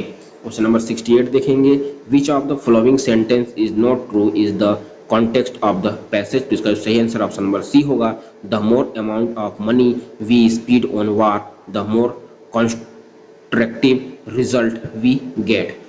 फिर पैसेज सेकंड है, सेकंड पैसेज में यहाँ पे होगा, सेकंड पैसेज नहीं पढ़ रहा हूँ मैं। 69 क्वेश्चन नंबर देखेंगे, द साइनोनिम्स ऑफ समानार्थी है ना, अलोरिंग इज, तो समानार्थी शब्द पूछ रहा है, तो समानार्थी इसका सही आंसर है, एल्योरिंग का समानार्थी पूछ रहा है, तो एल्योरिंग यानी कि आकर्षक मोहक का जो साइनोनिम्स है ना, इसका जो सही आंसर ऑप्शन नंबर ए है, यानी कि टेम्पटिंग यानी कि मोहक होगा। क्वेश्चन नंबर 70 है, टू फॉरबिड मीन्स, इसका जो सही आंसर ऑप्शन नंबर सी होगा, यानी कि टू प्रोहिबिट है ना, दिए गए शब्द टू फॉरबिड यानी मना करना की मीनिंग ऑफ प्रोहिबिट यानी मना करना होगा, प्रोहिबिट। बाकी का जो दिया है, टू प्रोवोक यानी कि भड़काना, टू प्रोवाइड यानी कि प्रदान करना, टू प्रोमोटेड यानी कि बढ़ावा देना। क्वेश्चन नंबर 71 है, the worst comics have impossible situation means that they are, तो इसका जो सही आंसर है ऑप्शन नंबर ए है, यानी कि अनरियलिस्टिक।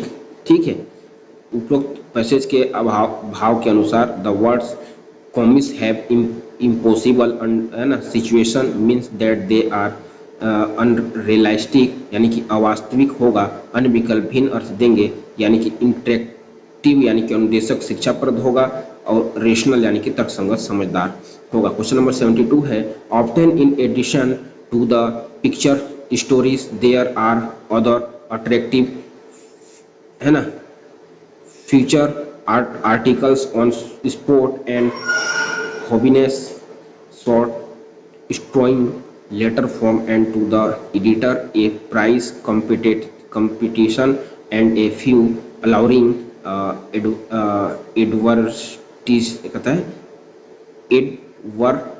एडवर्टाइजमेंट है ना, advertisement in the above sentence after इस एन, इसका सही आंसर ऑप्शन नंबर बी होगा, यानी कि एडवर्ब होगा। ठीक है, एडवर्ब्स ऑफ फ्रीक्वेंसी यानी कि often, seldom, always, scarcely, usually, rarely, daily, ETC होगा। क्वेश्चन नंबर 73 देखेंगे, क्वेश्चन नंबर 73 देखेंगे हम, the words commas have impossible situation, scrappy, चार characterise and a post full of jargon.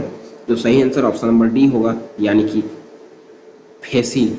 ठीक है, क्वेश्चन नंबर 74 देखेंगे हम, the writers of this comics have rightly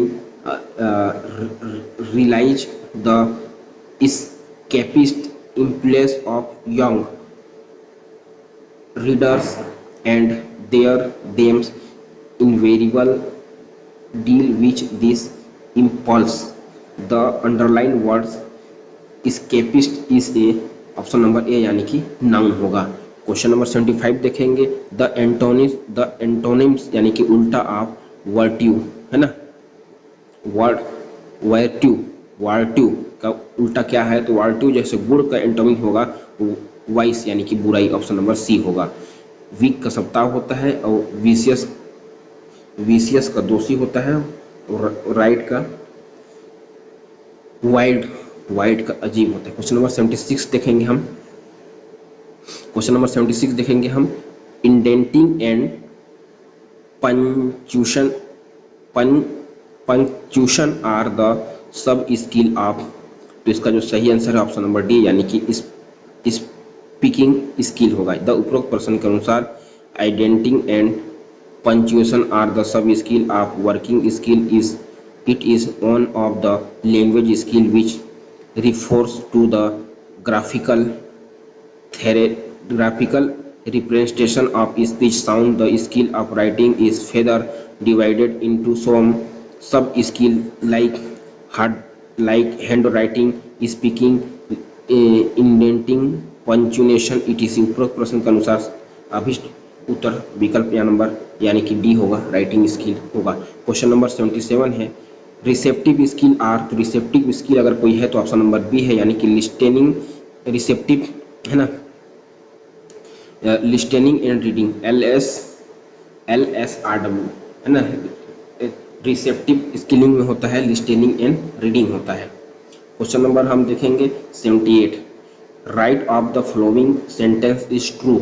सही की बात कर रहा है तो ऑप्शन नंबर सी होगा, text book should be supplement with लॉस्ट of outside reading. Question number 78 का ऑप्शन नंबर सी सही होगा। क्वेश्चन नंबर 79 है, ग्रामर कैन बी थॉट एडुकेटिवली है ना, ग्रामर कैन बी थॉट एडुकेटिवली।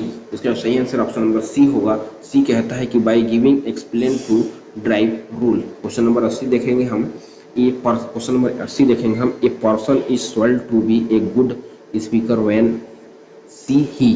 तो ऑप्शन नंबर सी होगा, is able to convey ideas and feelings. Question number 81 देखेंगे हम, which of the following skill involve when you watch a TV show. तो इसका जो सही आंसर ऑप्शन नंबर ए है, यानी कि लिस्टेनिंग स्किल। उपरोक्त प्रश्न के अनुसार listening skill involve when you watch a TV show. The 4 basic language skill and their nature order are listening, speaking, reading and writing. Those fundamental है ना, foundation skill of language are divided into 2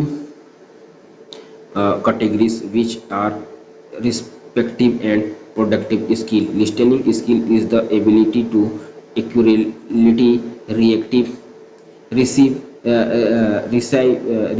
and interpret message in the communication process. Hence the correct answer is option A यानी कि listening skill. Question number 82 है, a child which learning disability words. इसका जो option number B है वो है omit words of line is reading. Question number 83 देखेंगे हम, रेमेडियल टीचिंग इज डायग्नोस्टेड। तो इसका जो ऑप्शन नंबर होगा, ऑप्शन नंबर डी होगा, to support student who behind is academic performance, है नहीं, तो परफॉर्मेंस के हिसाब से ही उसको रिमेडियल टीचिंग दिया जाता है। क्वेश्चन नंबर 84 है, in which of the following method और approach the student native language is the medium of instruction. तो इसका जो सही आंसर ऑप्शन नंबर ए है, यानी कि ग्रामर ट्रांसलेशन मेथड है।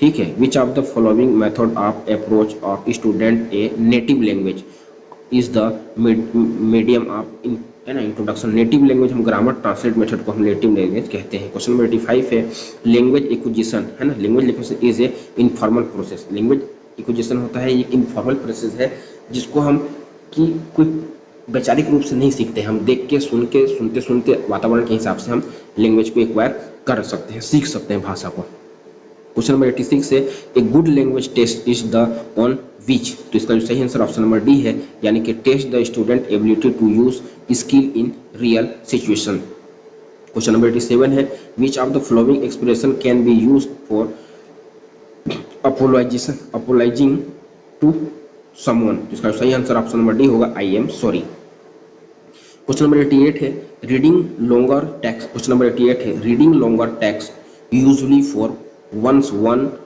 प्लेसर इन नॉलेज एज। तो इसका सही आंसर ऑप्शन नंबर हो एक्सटेंटिव रीडिंग होता है। क्या होता है, reading longer text usually for once one, है ना, once pleasure in knowledge age, तो होता है एक्सटेंसिव रीडिंग होता है। ठीक है, क्वेश्चन नंबर हम देखेंगे 89, when we want to test writing skill we test the ability of the student. तो इसका जो सही आंसर ऑप्शन नंबर ए है, यानी कि to present the matter in a well organisation manner. Question number 19, यानी कि ये अंतिम प्रश्न है इंग्लिश का, if a student makes mistake while speaking in class. तो इसका सही answer option number A option number C होगा। सी इसलिए होगा क्योंकि कहता है C he should not be discouraged by the teachers. अब हम गणित देखेंगे। गणित का प्रश्न है 91, किसी त्रिभुज का क्षेत्रफल 216 वर्ग सेंटीमीटर है और उसकी भुजाओं का अनुपात 3:4:5 है, तो उस त्रिभुज का परिमाप क्या होगा। तो ऑप्शन नंबर डी कहता है कि उस त्रिभुज का जो परिमाप होगा वो 72 सेंटीमीटर होगा। क्वेश्चन नंबर 92 कहता है, निम्नलिखित में से कौन सा अन्य से असंबंधित है। अगर कोई है तो ऑप्शन नंबर डी है, क्योंकि उपरोक्त कोई नहीं कोई असंबंधित नहीं है, कोई असंबंधित नहीं है, क्योंकि इसलिए क्योंकि प्राकृतिक संख्या कहता है कि प्राकृतिक संख्याएं प्रणाली का एक हिस्सा है जिसमें से अनंत तक सभी धनात्मक पूर्णांक शामिल होते हैं। प्राकृतिक संख्या में धनात्मक संख्या शामिल होते हैं। इसका उपयोग गिनती के उद्देश्य से भी किया जा सकता है। अतः प्राकृतिक संख्याओं का योग, प्राकृतिक संख्याओं का गुणन, किसी प्राकृतिक संख्या का घात ज्ञात करना आपस में संबंधित है। नोट जो है, शून्य कोई प्राकृतिक संख्या नहीं है, यह पूर्ण संख्या है। ठीक है, क्वेश्चन नंबर 93 है, त्रिभुज के क्षेत्रफल की संकल्पना है। तो ये ऑप्शन नंबर सी होगा, यानी ए और बी दोनों है, क्योंकि त्रिभुज का जो क्षेत्रफल होता है, त्रिभुज 3 भुजाओं से घिरा हुआ समतल बंद आकृति होता है। त्रिभुज का सूत्र है उसके आधार और ऊंचाई के गुणनफल के आधे बराबर होता है, अर्थात a बराबर 1/2 गुणित b बराबर h होता है। यानी कि मूर्त अवधारणाएं जो होता है, मूर्त अवधारणाएं वे हैं जो भौतिक रूप से अनुभव की जा सकती है, और अमूर्त अवधारणाएं हैं जो अमूर्त अवधारणाएं वे हैं जो मूल रूप से विचारधाराएं हैं। त्रिभुज का क्षेत्रफल एक मूर्त वास्तविक और साथ ही एक अमूर्त अवधारणा है, क्योंकि इसे भौतिक रूप से मापा जा सकता है और सूत्र लागू किया जा सकता है। इस प्रकार यह निष्कर्ष निकलता है कि त्रिभुज के क्षेत्र की संकल्पना मूर्त और अमूर्त दोनों होती है। क्वेश्चन नंबर 94 है, कौन सी संकल्पनाएं अधिक अमूर्त है। तो अधिक अमूर्त की बात करें तो ऑप्शन नंबर बी है, यानी कि बीजगणित जो है अधिक अमूर्त है नहीं, जिसका उत्तर क्या होगा, जिसका एक्सप्लेनेशन क्या है, जिसका सॉल्व क्या होगा नहीं पता है नहीं, जिस चीज़ों के बारे में हम नहीं जानते हैं। बीजगणित अवधारणा अधिक अमूर्त है। यह मूल रूप से एक अज्ञात चर को खोजने के लिए समीकरणों से संबंधित है और अनिवार्य रूप से एक पद्धति है जो उन्हें अमूर्त बनाती है। संख्यात्मक मान अमूर्त और मूर्त होते हैं क्योंकि वे प्रत्येक मान को मापते जाते हैं। ज्यामितीय अवधारणाएं मूर्त होती हैं क्योंकि ज्यामिति में अध्ययन की गई आकृतियों का उपयोग वास्तविक जीवन की वस्तुओं के निर्माण में भी किया जा सकता है। प्रश्न क्रमांक 95 है, 24 मीटर लंबी, 8 मीटर चौड़ी और 60 सेंटीमीटर मोटी दीवार बनाने के लिए 24 सेंटीमीटर गुणित 12 सेंटीमीटर गुणित 8 सेंटीमीटर नाप की कितनी ईंटें लगेगी। यह दीवार का 10% हिस्सा मसाले से भरा हो। तो इसका जो सही आंसर ऑप्शन नंबर ए है, यानी कि 45,000 ईंटें लगेंगी। क्वेश्चन नंबर 96 है, आयताकार क्षेत्र की चौड़ाई उसकी लंबाई का 60% है। यदि उस क्षेत्र का परिमाप 800 मीटर है तो क्षेत्र का क्षेत्रफल कितना होगा। तो ऑप्शन नंबर बी है, यानी कि 37,500 वर्ग मीटर होगा। प्रश्न 97 है, निम्नलिखित का मान ज्ञात करना है।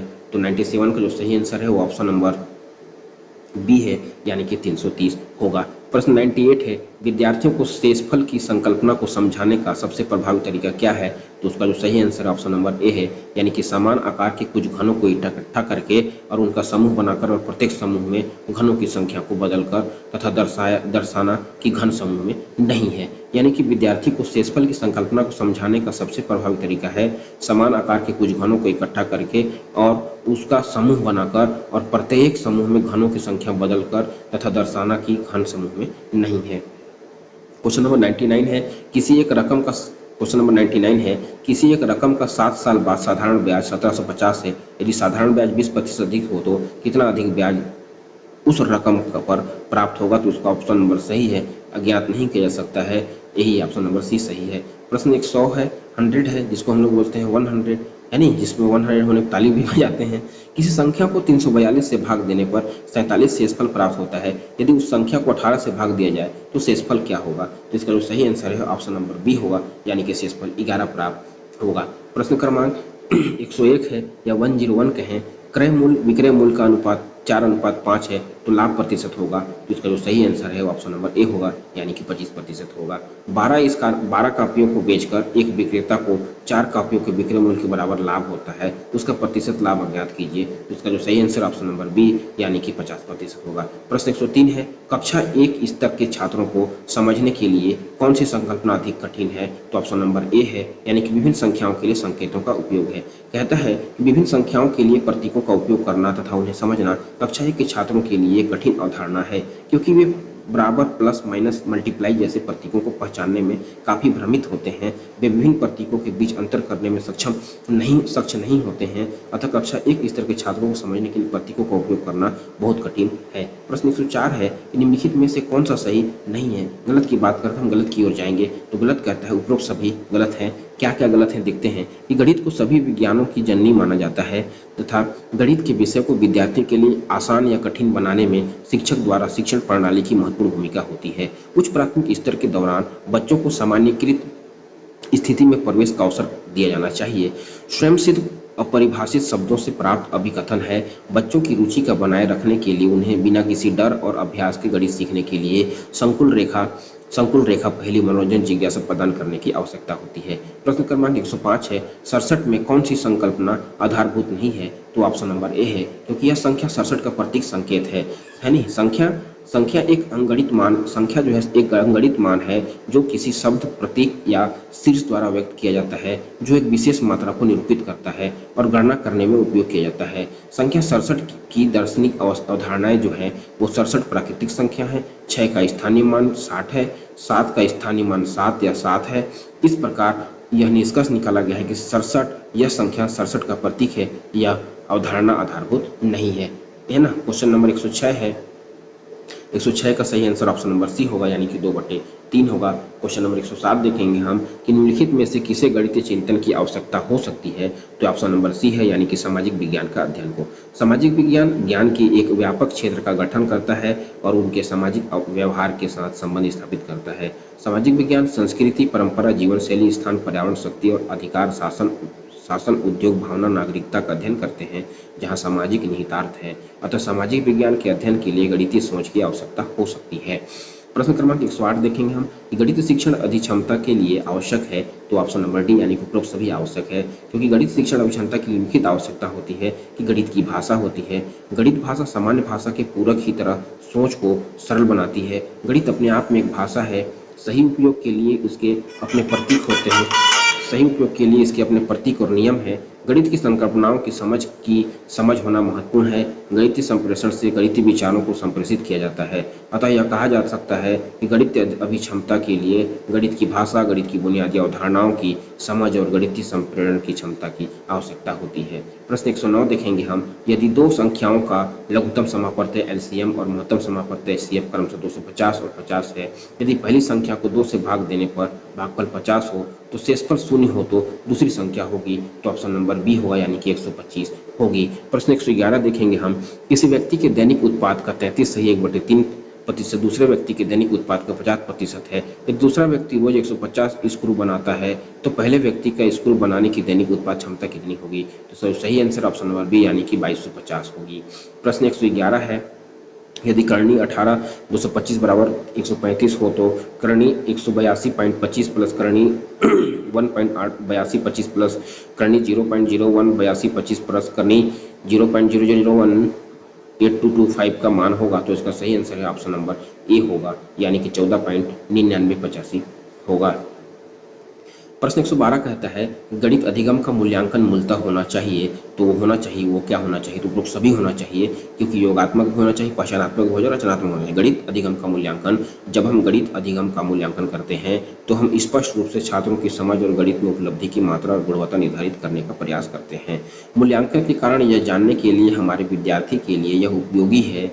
अतः गणित अधिगम का मूल्यांकन मूलतः पहचानात्मक, योगात्मक, रचनात्मक आदि होना चाहिए। प्रश्न 113 बोलता है किसी छात्र को विभिन्न ज्यामितीय समतल आकृतियां देकर सदृश आकृतियों का समूह बनाने के लिए कहा गया, उसे निम्नलिखित प्रक्रिया का पालन करना होगा। कौन सा क्रम सही है? तो यह क्रम ऑप्शन नंबर सी सही है। सी बोलता है कि सबसे पहले स्पष्टीकरण होना चाहिए, है नहीं। किसी छात्र को विभिन्न ज्यामितीय सरल आकृति देखकर दृश्य आकृति का समूह बनाने के लिए कहा गया, उसे निम्नलिखित प्रक्रिया का पालन करना होगा। स्पष्ट, है ना, इस पहले आप पालन करना, प्रक्रिया का पालन हुआ। स्पष्टीकरण, विश्लेषण, संक्षिप्तीकरण और निगमन, ये प्रक्रिया को करना होगा। तो स्पष्टीकरण क्या कहता है कि इस स्तर पर विद्यार्थी दृश्य धारणा का उपयोग करते हैं, फिर उसके बाद विश्लेषण करेंगे। इस पर विद्यार्थी कोटि का विश्लेषण और वर्गीकरण शुरू होता है। फिर संक्षिप्तीकरण है, इस स्तर पर छात्र छात्राओं के बीच शैक्षणिक योग्यता की पहचान की जाती है। और निगमन है, यह छात्र गुणवत्ता के बारे में परिभाषाएं, स्वयं सिद्ध और प्रमेयों की भूमिका होती है। प्रश्न 114 है यदि 0.232323 को साधारण भिन्न में बदला जाए तो उसका मान होगा, तो ऑप्शन नंबर सी होगा, यानी कि 23/99 होगा। प्रश्न 115 है, यह प्रश्न 115 है, ए अपना व्यापार 85,000 से शुरू करता है, कुछ समय बाद में बी उससे 42,500 के साथ जुड़ता है। यदि वर्ष के अंत में प्राप्त लाभ को 3/1 के अनुपात में बांटा गया तो बी कितने समय के लिए जुड़ा था? तो इसका जो सही आंसर है ऑप्शन नंबर ए, यानी कि 8 महीने के लिए जुड़ा हुआ था। प्रश्न नंबर 116 है, परिधि की संकल्पना के बारे में किस छात्र के समझ को एक शिक्षक कैसे मूल्यांकन करेंगे? तो इसका जो सही आंसर ऑप्शन नंबर बी है, यानी कि छात्र को धागे का टुकड़ा तथा समतल वस्तु देकर वस्तु की परिधि ज्ञात करने के लिए कहकर, यानी कि परिधि की संकल्पना को ज्ञात करने के लिए छात्रों को धागे का टुकड़ा तथा समतल वस्तु देकर वस्तु की परिधि ज्ञात करने के लिए कहकर शिक्षक की अवधारणाओं के बारे में एक छात्र की समझ का अवलोकन करना चाहिए। इस गतिविधि में शिक्षक दर्शनीय समझ का आकलन करता है, क्योंकि वास्तविक अज्ञान की जांच कर रहा है। प्रश्न क्रमांक हम देखेंगे 117, तीन संख्याओं में से पहली और दूसरी संख्या का औसत दूसरी और तीसरी के औसत से 15 अधिक है, तब पहली संख्या और तीसरी संख्या का अंतर होगा। तो इसका जो सही आंसर है ऑप्शन नंबर डी, यानी कि उपरोक्त में से कोई नहीं होगा, जबकि इसका सही आंसर होगा, यानी कि 30 होगा। प्रश्न 118 है, एक वर्ग की चारों भुजाओं के साथ एक हवाई जहाज 200, 400, 600 और 800 किलोमीटर प्रति घंटा के वेग से उड़ता है, तो उसका वर्ग वेग के चारों ओर का औसत वेग होगा। तो इसका सही आंसर ऑप्शन नंबर सी, यानी कि 384 किलोमीटर प्रति घंटा होगा। प्रश्न 119 है, 119 हम देखेंगे। प्रश्न क्रमांक 119 है, 119 कहता है कि प्राथमिक छात्रों को उनके कार्यकारी स्मृति में गणितीय ज्ञान रखने की असमर्थता का अधिक संभाव्य कारण है। तो ऑप्शन नंबर ए है। ए कहता है कि गणितीय ज्ञान का मूल संकेतों पर आधारित होता है ना। तो ऑप्शन नंबर ए कहता है कि कार्यकारी स्मृति, कार्यशील स्मृति, कार्यकाली स्मृति जो कहता है कि कार्यशील स्मृति कम समय के लिए छोटी मात्रा में जानकारी को याद करता है ना। कार्यकारी कार्यकारी स्मृति यानी कि कार्यशील स्मृति कम समय के लिए छोटी मात्रा में जानकारी को याद करना है। अल्पकालिक स्मृति को कार्यशील स्मृति भी कहा जाता है। गणित पूरी तरह से इसे संख्याओं और प्रतीकों का आधार है। प्रतीक विभिन्न राशियों को संदर्भित करते हैं और दो राशियों के बीच संबंध भी बताते हैं। उदाहरण के लिए बराबर, प्लस, छोटा का चिन्ह और बड़ा का चिन्ह आदि। प्राथमिक छात्र प्रतीकों के बारे में बहुत भ्रमित होते हैं। वे विभिन्न प्रतीकों के बीच अंतर करने में सक्षम नहीं होते हैं। इस प्रकार कहा जा सकता है गणित ज्ञान मूल प्रतीकों पर निर्भर है। प्राथमिक छात्रों को उनकी कार्यकारी स्मृति में गणित ज्ञान रखने की असमर्थता का अधिक प्रसंभाव्य कारण है। प्रश्न 120 देखेंगे हम कि निम्नलिखित में कौन सी सर्वाधिक सर्वाधिक सामान्य संकल्पना है। तो ऑप्शन नंबर बी है, यानी कि पूर्णांक है। प्राकृतिक संख्या के बारे में जानेंगे कि प्राकृतिक संख्या सामान्य प्रणाली का हिस्सा है जिसमें से अनंत तक की सभी धनात्मक संख्याएं शामिल हैं। प्राकृतिक संख्याओं का उपयोग गिनती के लिए किया जा सकता है। प्राकृतिक संख्या हैं जैसे 1, 2, 3, 4, 5 अनंत तक हैं। सम संख्याएं हैं वे संख्याएं जो 2 से विभाजित होती हैं, सम संख्याएं कहलाती हैं, जैसे 2, 4, 6, 8, 10। फिर विषम संख्याएं हैं वे संख्याएं जो 2 से विभाजित नहीं होती हैं, जैसे संख्याएं हैं 1, 3, 5, 7, है ना। पूर्णांकों में प्राकृतिक संख्याएं, सम संख्याएं और विषम संख्याएं भी शामिल हैं, इसलिए यह एक अधिक सामान्य संकल्पना है। अब प्रश्न हम 121 देखेंगे जो पर्यावरण अध्ययन का अंतिम है इस वक्त।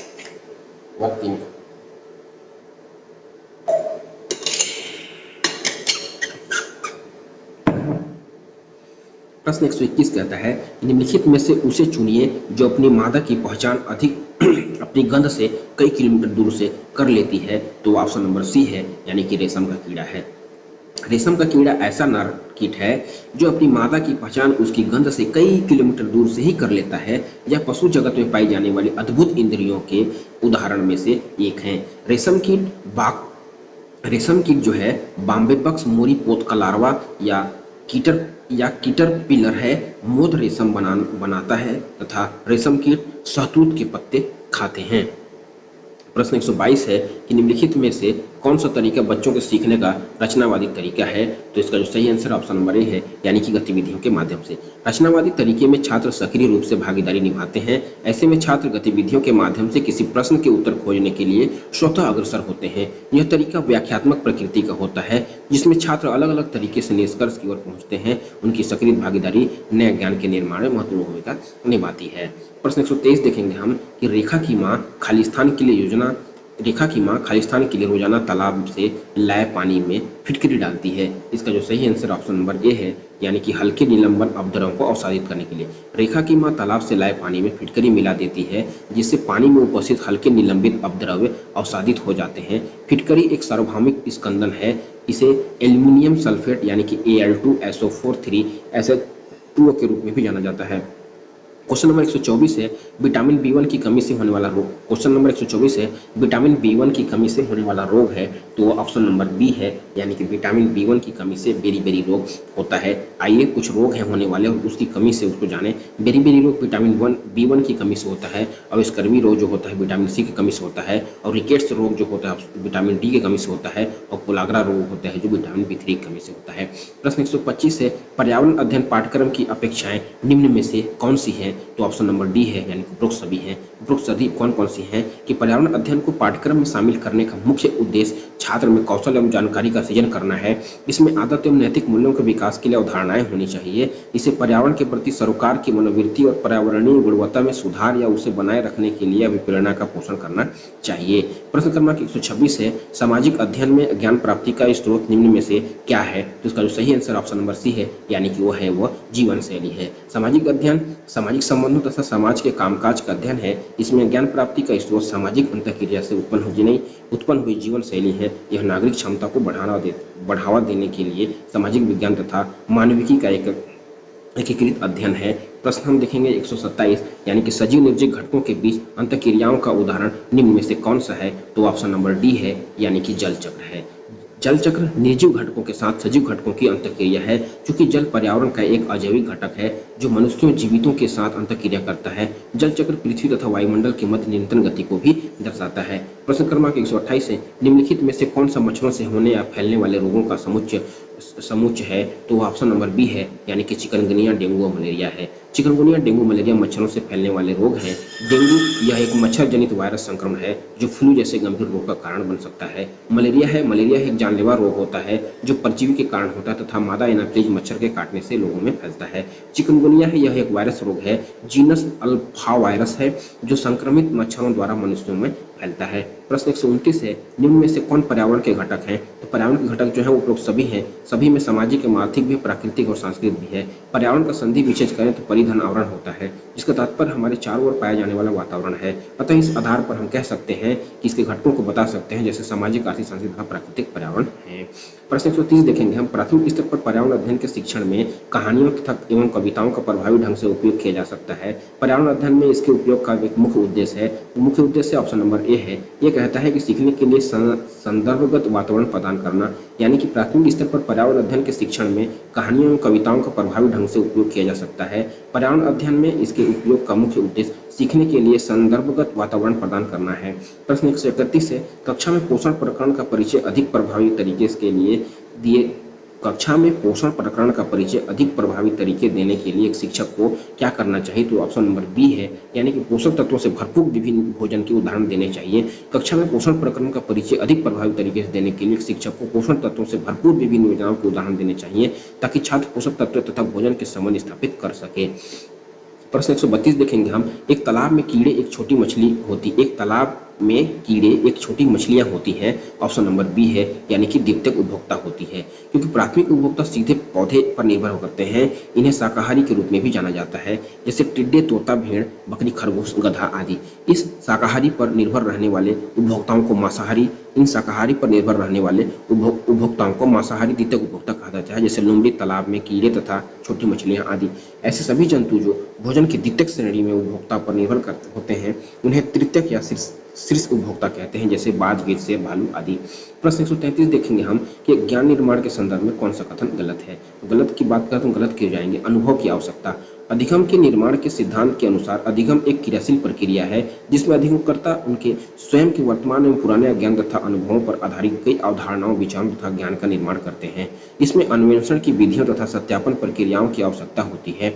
अनुभव की आवश्यकता इसमें शामिल नहीं है। प्रश्न क्रमांक 134 है, सरकार द्वारा बाल श्रम रोकथाम अधिनियम का संशोधन किया गया था। तो ये संशोधन ऑप्शन नंबर बी के अनुसार अक्टूबर 2006 में किया गया था। बाल श्रम निषेध और विनियम अधिनियम बाल श्रम निवारण की दिशा में महत्वपूर्ण कानून है। अक्टूबर 2006 में सरकार ने बाल श्रम निषेध और विनियम अधिनियम 1986 में संशोधन के रूप में पारित किया। बाल श्रम निषेध और विनियम अधिनियम कारखानों, होटलों, ढाबों, व्यावसायिक प्रतिष्ठानों, घरेलू नौकर आदि में 14 साल की कम उम्र के बच्चों के अभियोजन पर दंडात्मक कार्रवाई के लिए भी उत्तरदायी होगा। प्रश्न 135 कहता है कि निम्नलिखित में से कौन पारिस्थितिक तंत्र में गैसीय जैव भूसा रासायनिक चक्र नहीं है? वो नहीं है, ऑप्शन नंबर डी है, यानी कि फास्फोरस चक्र नहीं है। दिए गए विकल्पों में फास्फोरस चक्र गैसीय जैव भू रासायनिक चक्र नहीं है, बल्कि यह जैव रासायनिक चक्र है। फास्फोरस चक्र विभिन्न चरणों के माध्यम से फास्फोरस की गति है, अर्थात स्थलमंडल, जलमंडल तथा जैवमंडल। कार्बन चक्र, नाइट्रोजन चक्र तथा सल्फर चक्र गैसीय जैव भू रासायनिक चक्र है। यानी गैसीय जैव भू रासायनिक चक्र जो है वो कार्बन चक्र, नाइट्रोजन चक्र एवं सल्फर चक्र ये तीनों हैं। प्रश्न 136 देखेंगे हम कि पर्यावरण अध्ययन के शिक्षण के रूप में आप विद्यार्थियों को चिड़ियाघर ले जाने की योजना बनाते हैं। वहां पर आप छात्रों को कौन सी एक्टिविटी, क्रियाकलाप कराने के लिए अनुमति नहीं देंगे? तो हम उसको ऑप्शन नंबर ए नहीं देंगे। ये कहता है कि चिड़ियाघर की प्रणालियों के लिए ढेर सारा भोजन रखने के लिए, क्योंकि पर्यावरण अध्ययन के शिक्षण के रूप में यदि आप विद्यार्थी को चिड़ियाघर ले जाने की योजना बनाते हैं तो वहां आप छात्रों से चिड़ियाघर के प्राणियों के लिए ढेर सारा भोजन रखने के लिए अनुमति नहीं देंगे, क्योंकि इससे प्राणियों के जान को खतरा हो सकता है, जबकि उनके लिए विविध और वैज्ञानिक तरीके से खाना परोसने की सुविधा होती है। अन्य दिए गए क्रियाकलाप छात्रों के ज्ञान निर्माण के लिए महत्वपूर्ण है। प्रश्न 137 देखेंगे हम कि नींद लाने के लिए ली जाने वाली नारकोटिक्स औषधियां हैं। तो ऑप्शन नंबर डी है, यानी कि उपरोक्त सभी हैं, यानी कि हीरोइन है, मॉर्फिन है, अफीन है। हाइड्रोजन कहता है हेरोइन, मॉर्फिन तथा अफीन नींद लाने के लिए ली जाने वाली नारकोटिक औषधियां हैं। नारकोटिक औषधियां वह दवाई होती हैं जो निद्रा अथवा मूर्छा उत्पन्न कर दर्द से राहत दिलाती हैं। इसमें प्रमुख गांजा, चरस, भांग, ब्राउन शुगर, हीरोइन, मॉर्फिन आदि हैं। प्रश्न 138 कहता है कि बच्चों के सीखने की प्रक्रिया में शिक्षक की भूमिका निम्न में से क्या होगी? तो उसमें जो होगी ऑप्शन नंबर ए होगी, यानी कि सक्रिय भागीदारी होगी, क्योंकि बच्चे के सीखने की प्रक्रिया में शिक्षक की भूमिका एक मार्गदर्शक की होती है। एक शिक्षक छात्रों का नेतृत्व करता है और विभिन्न गतिविधियों के माध्यम से बेहतर सीखने के अनुभव के लिए उनका मार्गदर्शन करता है, इसलिए वह एक मार्गदर्शक की भूमिका निभाता है। प्रश्न 139 है कि पारिस्थितिक तंत्र किसकी सबसे छोटी इकाई है? तो पारिस्थितिक तंत्र जो है बायोस्फीयर की सबसे छोटी इकाई है, यानी कि ऑप्शन नंबर सी है। पारिस्थितिक तंत्र बायोस्फीयर जयमंडल की सबसे छोटी इकाई है। पृथ्वी के वातावरण 4 घटकों अर्थात स्थलमंडल, जयमंडल, जलमंडल एवं वायुमंडल शामिल है। चूंकि जयमंडल एक साथ जुड़े पारिस्थितिक तंत्रों के समूह से बना है, इसलिए पारिस्थितिक तंत्र को जयमंडल की सबसे छोटी इकाई माना जाता है। प्रश्न 140 देखेंगे हम कि निम्नलिखित में से कौन सा कौशल सर्वथा भिन्न है? तो भिन्न है ऑप्शन नंबर सी है, यानी कि भाषा सीखना है। कौशल के सामान्यतः 3 प्रकार हैं, जैसे गणनात्मक कौशल के लिए मांसपेशियों के समन्वय, सकल गत्यात्मक कौशल, सूक्ष्म गत्यात्मक कौशल, भाषा अधिगम का कौशल। अन्य 3 दिए गए कौशल से बिल्कुल भिन्न है। एक भाषा अधिगम के लिए सभी मनुष्यों द्वारा संसाधित एक सहज क्षमता के संचालन की आवश्यकता होती है। बच्चा मुस्कुराने, रोने आदि के रूप में भी भाषा का प्रयोग करने लगता है, यानी कि 140 का ऑप्शन नंबर सी सही है। प्रश्न 141 है निम्न में से किस विधि से छात्रों को जानकारी पेश कर प्रश्न 141 है निम्नलिखित में से किस विधि से छात्रों को जानकारी पेश करने के लिए प्रोत्साहित किया जा सकता है? तो ऑप्शन नंबर डी यानी कि उपरोक्त सभी से है। चित्र बनाकर भी कर सकते हैं, तालिका बनाकर भी कर सकते हैं, प्रक्रिया के प्रवाह रेखाचित बना सकते हैं, यानी दिए गए विकल्पों में से सभी विधियों से छात्रों को जानकारी पेश करने के लिए प्रोत्साहित किया जा सकता है।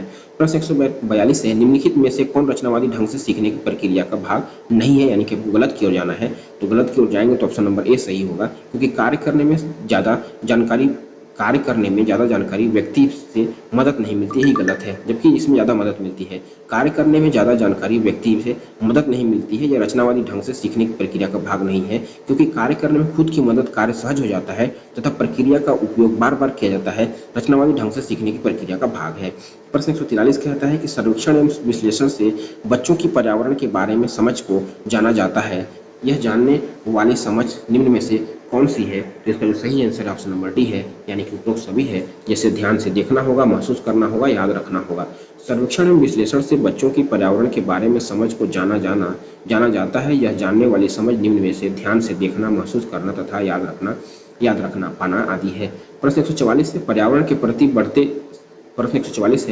प्रति बढ़ते सरोकार का कारण निम्न में से क्या है? तो इसका जो सही आंसर ऑप्शन नंबर सी है, यानी कि मानवीय गतिविधियों से खतरे की हद तक नुकसान।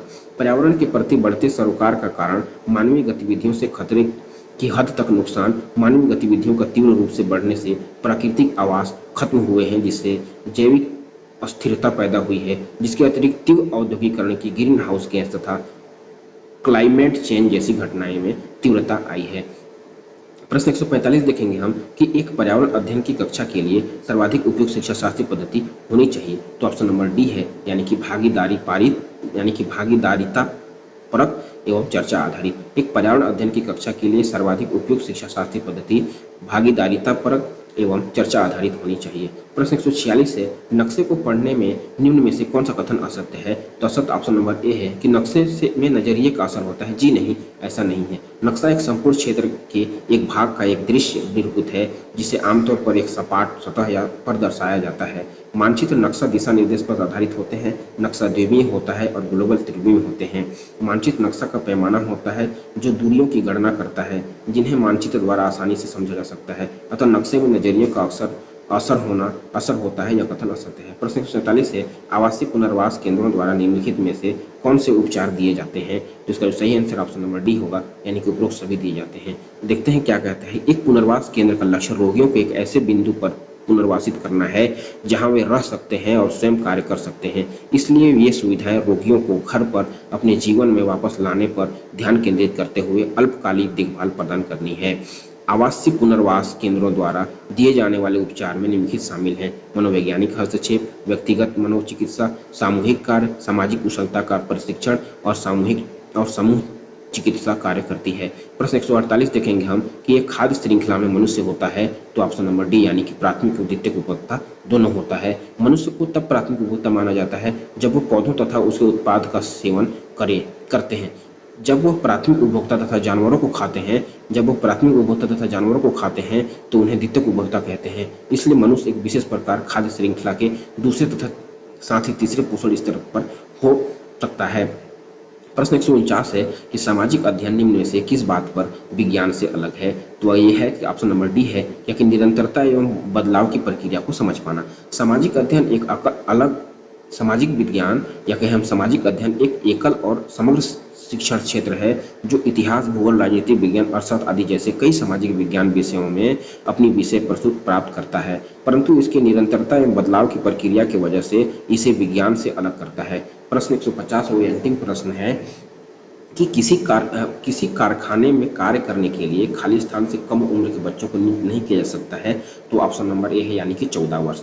किसी कारखाने में कार्य करने के लिए 14 वर्ष से कम उम्र के बच्चों को नियुक्त नहीं किया जा सकता है। इसका निषेध बाल अधिनियम द्वारा, है ना, 2006 के द्वारा किया गया है। इसलिए बच्चों को 14 साल से कम उम्र के बच्चों को आप किसी भी काम में नहीं लगा सकते हैं, जबकि 6 से 14 साल के बच्चों तक को आप निःशुल्क शिक्षा में लेके गए हैं, जहां बच्चों की फ्री में पढ़ाई किया जा सकता है ना, जो शिक्षा का अधिकार हमको दिया है। इसी के साथ हम ये जो हमारा जो क्लास है उसको समाप्त करते हैं और अगला जो अध्याय होगा, अगला जो पाठ होगा हमारा पाठ 14, जिसमें हम टेट 2019 के क्वेश्चन देखेंगे। इसी के साथ हम सब आपको जुड़े रहने के लिए बहुत बहुत धन्यवाद देते हैं और इसी के साथ अब विदा लेते हैं। शुक्रिया।